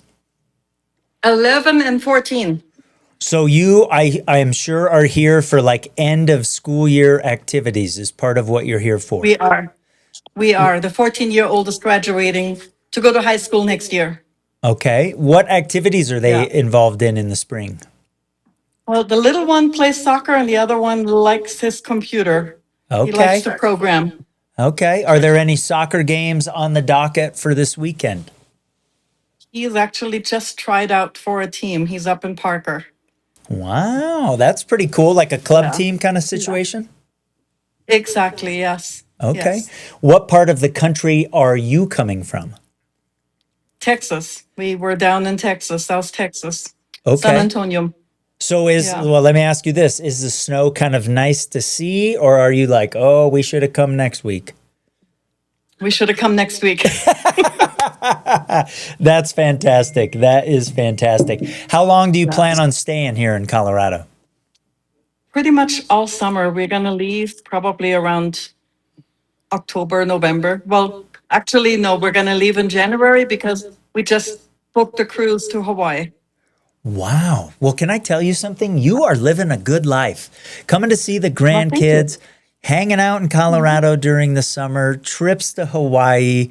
That is fantastic. I assume that you and your husband are retired? He is retired and I'm just living the good life. Nice. What did he do for a living? He worked for the military. He's retired Army, Okay. and now he is retired from a second job, basically working Okay. still for the military as a civilian. Okay. Well, thank you both for your service. We appreciate it. I know that the whole family you. serves. And so I thank you for that. How many places did you all move around to during his service? Not that many. Germany a couple times, Texas, and Washington State. Okay. Well, some people Yeah. move around a lot more than that. That's for sure. What has been the got lucky best that part way. of retirement life? Is it kind of what you're doing now, being able to go and see the people you love? Yeah, independence, basically. They're going where we want to go. We just went to Florida in October, came back here for Christmas, and then went to Texas for the rest of the winter. Oh, well, that is awesome. That gives us something to shoot for. I appreciate it. I appreciate you letting us know that where you are, you've got about an inch. I'm sorry that the timing didn't work out for you, but we need the water here. I mean, I know Texas needs water as well. But thanks for checking in this morning. It's been fun talking to you. Absolutely. Do you have any advice as far as highways go this morning? Well, things have been kind of changing a little bit. If you've got to go up to Denver, like there's a wave coming in right now that is decreasing things a little bit up to the north of where you are, up across Castle Rock, and it'll hit you here in a little bit. But if you can wait until later this afternoon to go, if you have to drive up over Monument Hill, it'll be okay. Kind of visibility issues, occasional slush is sort of what we're watching for here early this morning. So not a real big deal today. Well, thank you for talking to me. Yeah, thanks for calling in. We appreciate it. It's been great. I appreciate it. Absolutely. Yeah, have a good rest of Thank the you. day. Have a great day. Yeah, thank you. You too. Bye-bye. Oh, that is so fun to do. It's just fantastic. People that are visiting Colorado, checking in with Peaks to Plains weather. And I don't know about you, but that just puts a smile on my face. I mean, she's enjoying, maybe not enjoying getting the snow coming from Texas, but, certainly happy to see the grandkids and all of that and being part of their life. And that's one of the treats late in life. It's been fun to watch my parents and my in-laws be grandparents. I'm convinced that is one of life's great joys. Clinton says, so great to see the moisture in the upper Arkansas Valley. Yeah, we need it, man, all over the place, that's for sure. Kevin wants to know about the low temp tomorrow morning for Rocky Ford. Got plants in the greenhouse. Should I turn on the heat? Well, Kevin, you're going to be warmer than some other spots. Here's what I think it's going to kind of look like where you are. I mean, I think you'll be down around 30 or so, right? Like on either side of it. And in the greenhouse, it would probably be okay, but I don't know if it hurts to turn the heat on, right? Always err on the side of caution.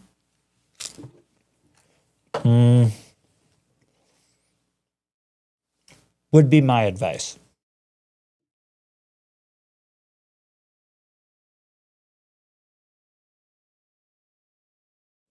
But then a nice recovery tomorrow. By the afternoon, what snow?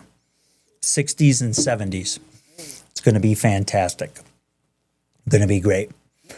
And then, moving into the weekend here, the next night we're way warmer, even over the mountain areas.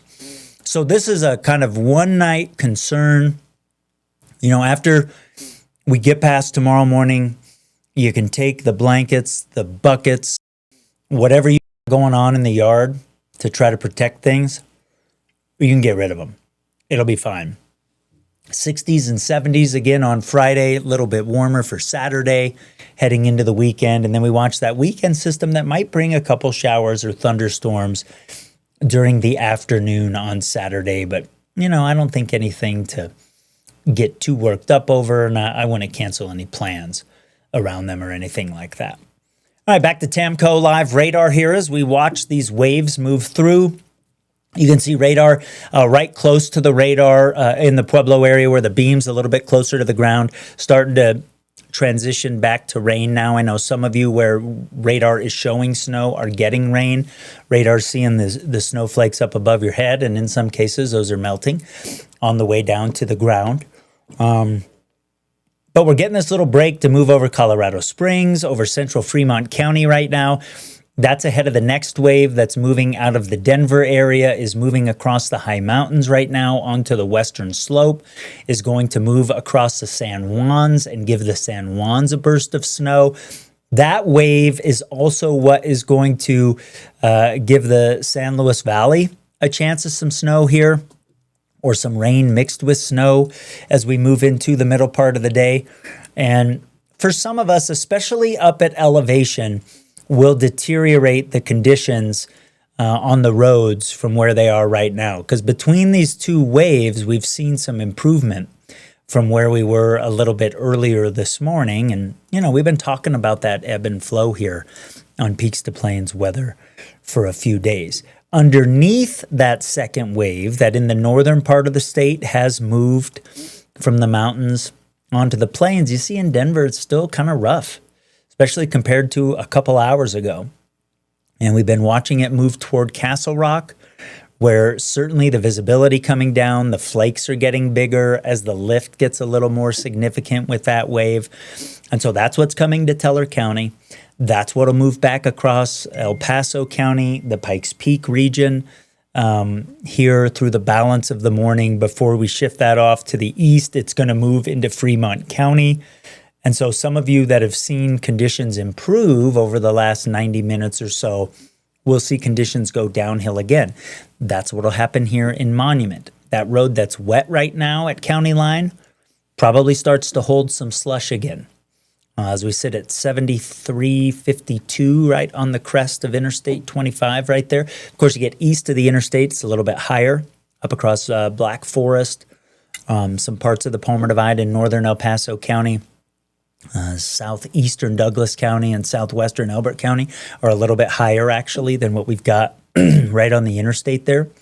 And so some of those roads may go downhill a little bit as well and hold some slush in Black Forest. The visibility will also come down with those big flakes that you see have gotten a little bit bigger in Monument than what we had earlier. So Teller County, even though we've seen the roads improve here from where we were earlier this morning, and the visibility looking okay now, over the next hour, that is going to decrease again. So if you're about to head out, just be ready for that change. I don't want you to be caught off guard by that. Salida, we've seen improvement. That's going to maybe pick up some slush again as that wave moves off the Collegiate Peaks, Tabawash, off of Monarch Pass, moving across the upper Arkansas River Valley, is something we'll deal with here over the next couple of hours. But then once we get that wave out of here, things will improve very, very quickly in the late part of the day. So we're sitting here about 8:15-ish. It's 8:12 right now. And Skycast has been doing a good job of picking these waves up, rotating through the area. So over the next few hours, this last one of this system coming off of the hills will kind of move through southern Colorado. And you can trace that with your eye a little bit, right? By 1:30, it's kind of moving out of Colorado Springs. It's in the process of getting out of Pueblo. And behind it, you see how the coverage of showers gets real spotty. Now, we'll still be getting some action in the San Luis Valley, Walsenburg, Trinidad. It's probably rain at that point over the plains. I mean, it's been rain for some of us this morning. But by 5 o'clock, man, this thing is on the way out really, really quick. And that's probably when we hit our high temps for the day. In a lot of cases, it's going to come quite a bit later. So, we get into the 40s along the Arkansas River around dinner time, into the 30s over El Paso County on the north end in particular. We'll see Fountain, Security, Ellicott. We probably get in, 41, 42, something like that. We'll hit upper 30s up across Douglas County and Elbert County. We'll get into the 30s up across Teller County and Park County as well. But again, it's going to take until the passage of that second wave, and then you even get a little bit of blue sky, I think, here for the back part of the afternoon. So it's kind of where we're at early this morning. You want to come on? You want to talk? You want to give a report? Still would love to hear from somebody in Man, the backside of Pikes Peak. What's happening with my microphone cord? My goodness. There we go. Okay. Jeremy says finally getting some bigger flakes in Pueblo. That's because the lift picking up a little bit. Light snow in Florissant at 8 o'clock starting to come back a little bit.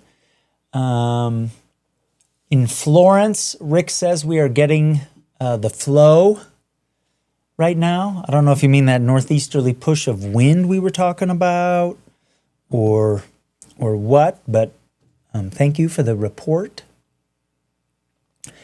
And, the impacts have been focused on the terrain. That's what you get. You get a snowstorm in May. The terrain makes a really, really important difference. No doubt. Okay. Let's see. Oh, what a great picture.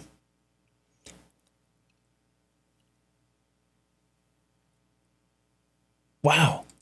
Barbara took this picture. Is this from outside, Barbara? If you're watching right now, that's incredible. Yeah, I mean, I see snow on the tree. Look at this shot. Don't go anywhere. If you're about to pop out, just wait. Give me a minute to get this in. This is an amazing photograph, and I love it. So this is a photo of a hummingbird that we got last week from Trinidad. That was from Mark. Let me put this one in, though. Oh, my goodness sakes. Okay, this is not from Mark. You're just going to see me change this kind of in real time.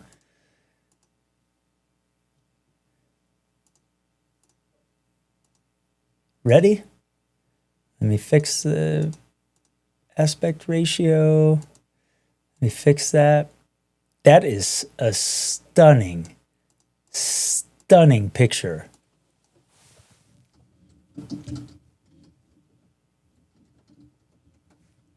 And it is from Barbara. And Barbara's last name is Wellborn Monument. How awesome is that? What a beautiful bird. Wow. Barbara, thanks for sending that in. I love it. That's incredible. Well done. Well done. Sherry's got an inch. She sent a picture near Dublin and Union in the 80918 area code. Daniel's got an inch in Skyway, just west of 21st Street in Colorado Springs. The classic Colorado picture of patio furniture with snow on it. I wonder over the years how many of those I have received. It's a lot, but that's kind of the, sometimes you get more on the patio furniture. This is one of those situations than you get on the grass, right? No doubt about it.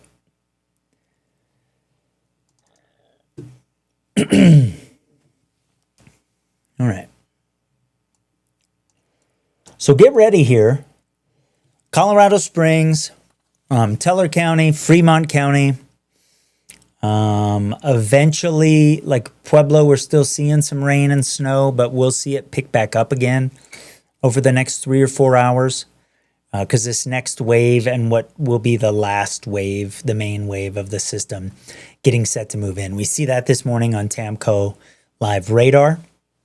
So Highway 67, running north of Woodland Park, up across Deckers. That's going to deteriorate. 285 in Park County is going to go back downhill a little bit. Highway 24 up over Wilkerson Pass through Teller County. We'll see some of the roads hold snow again. And especially the higher you are in elevation, the more likely to see the impacts from that. And that's to be expected this time of year, right? No doubt. All right, you know what? I'm going to let me add something here.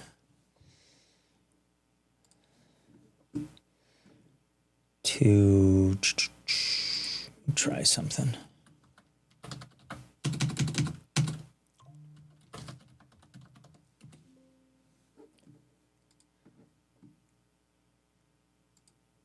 Okay.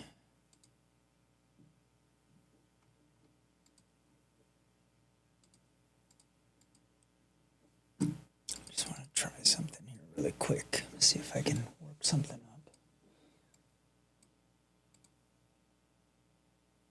Oh yeah, I can do that.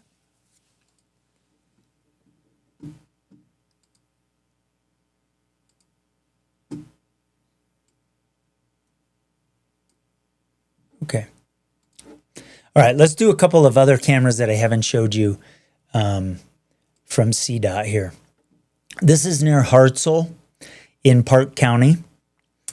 So you see it's still a little bit icy, even though we're in between waves in that area. You know, that's going to be something to watch. Like on the valley floor there, it's obviously cold enough that we're getting some, you know, some impacts that we're watching for. Check some other cams here. All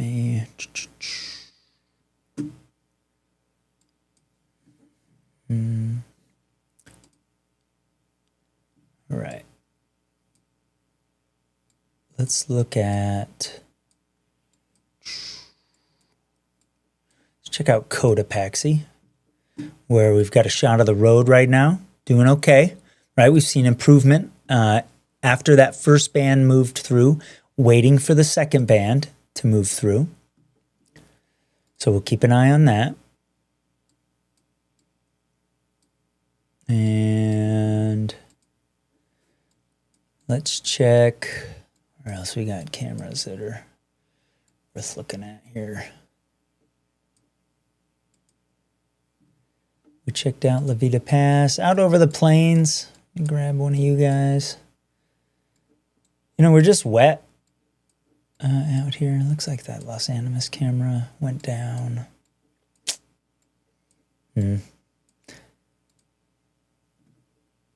Yeah. Here's a good shot. So this is from Turkey Creek on Highway 115. Real pretty here looking this morning. You know, not a ton of snow there, but you do get higher in elevation as you go south from here. And so especially in the canyon where some parts of the road may not get as much sun during the day as some other parts, you know, when this next band comes in, not only will visibility come down, but you might find that there's a little bit of a slushing up on the road surface. That is a possibility. Something we'll keep an eye on for sure. And let's see what else we got here. Here's what it looks like out on Curtis on the east side of Colorado Springs. Right, there's, I think, more out here than in some other parts of town, perhaps. See the field there? I mean, that looks like maybe 1.5 inches or so. Got a report from somebody out that way of a couple inches. So, you know, then you get lower than that elevation. So lower than 6,000 feet, it's just been wet roads this morning. And we knew that would be the case. But we are seeing conditions deteriorate up across the Palmer Divide for sure. And that's as this next wave is kind of rolling off to the southeast. So everybody else, here's what's coming. Because Denver, for like an hour now, has been under this band and has been dealing with low visibility. Castle Rock, we've been watching things deteriorate there. You can see the visibility coming down. Got an icicle now on that camera lens. That happened in the last little bit since we last checked in with it. And we've got the flakes coming down in Monument. We've seen decreasing visibility. And so when the heart of this band gets here, it's possible that we slush the roads up again. And that'll be the case across Teller County as well, where since 6 o'clock this morning, we've seen improvement. Because, I mean, there's a little bit of slush there on the eastbound lanes that are kind of coming into your living room. But man, that was an icy mess a couple hours ago. And that has, you know, gradually improved here through the course of the morning. So, but it's going to deteriorate again. So just, you know, we're trying to get you ready for it. Cascade has seen some ebb and flow on the roads as well. So here's what I'm going to do. I'm going to take a break here. I will plan on coming back on at 9 o'clock. In this half hour, I'm going to get some things ready. I'm going to do some social media pushes. I'm going to get some forecasts ready here. So we'll check back in at 9 o'clock as that wave kind of keeps coming into the area. We'll probably go from, 9 to 9:45 or 10 o'clock, something like that. If you would like to join us here, you can. And so, I want to give you one more chance to write these links down and come in your browsers. And people have done it this morning. It's been really, really fun to talk, hear the experiences, see what's happening out there. And these are available to you anytime we are doing live coverage. We put those in our social media posts, and so you can use them. They never change. They're always the same. Before I wrap up this morning, I do want to show you on peaks2plainsweather.com our partner page, because I want to thank all of them. They are helping to make Peaks to Plains Weather go. They are growing their businesses with us here on Peaks to Plains. And, Ramos Law, Bird Dog Barbecue, Bank of Colorado, AmeriDry Restoration, Fetch Pet Care, Rundle Heating and Cooling, Advanced Impressions, who we partner with on our merch, Phil Long Ford, Motor City, F&B Landscaping, Stepping Stone Realty. We've also got Colorado Springs Utilities is coming on board. Diligent Homes is a partner. We've got Texas T-Bone and Famous Dave's, who recently joined. So I've got to add a couple of those folks to the partner page, but with the storm coming in, kind of been focused on that this week. And it's working out about like we thought. So I'm going to take a short break here. I'll see you in about half hour. I'm going to get some things done that I need to have ready. We're kind of first wave moving through the plains right now. Second wave's about to come into the Pikes Peak region. I'll see you in just a little bit.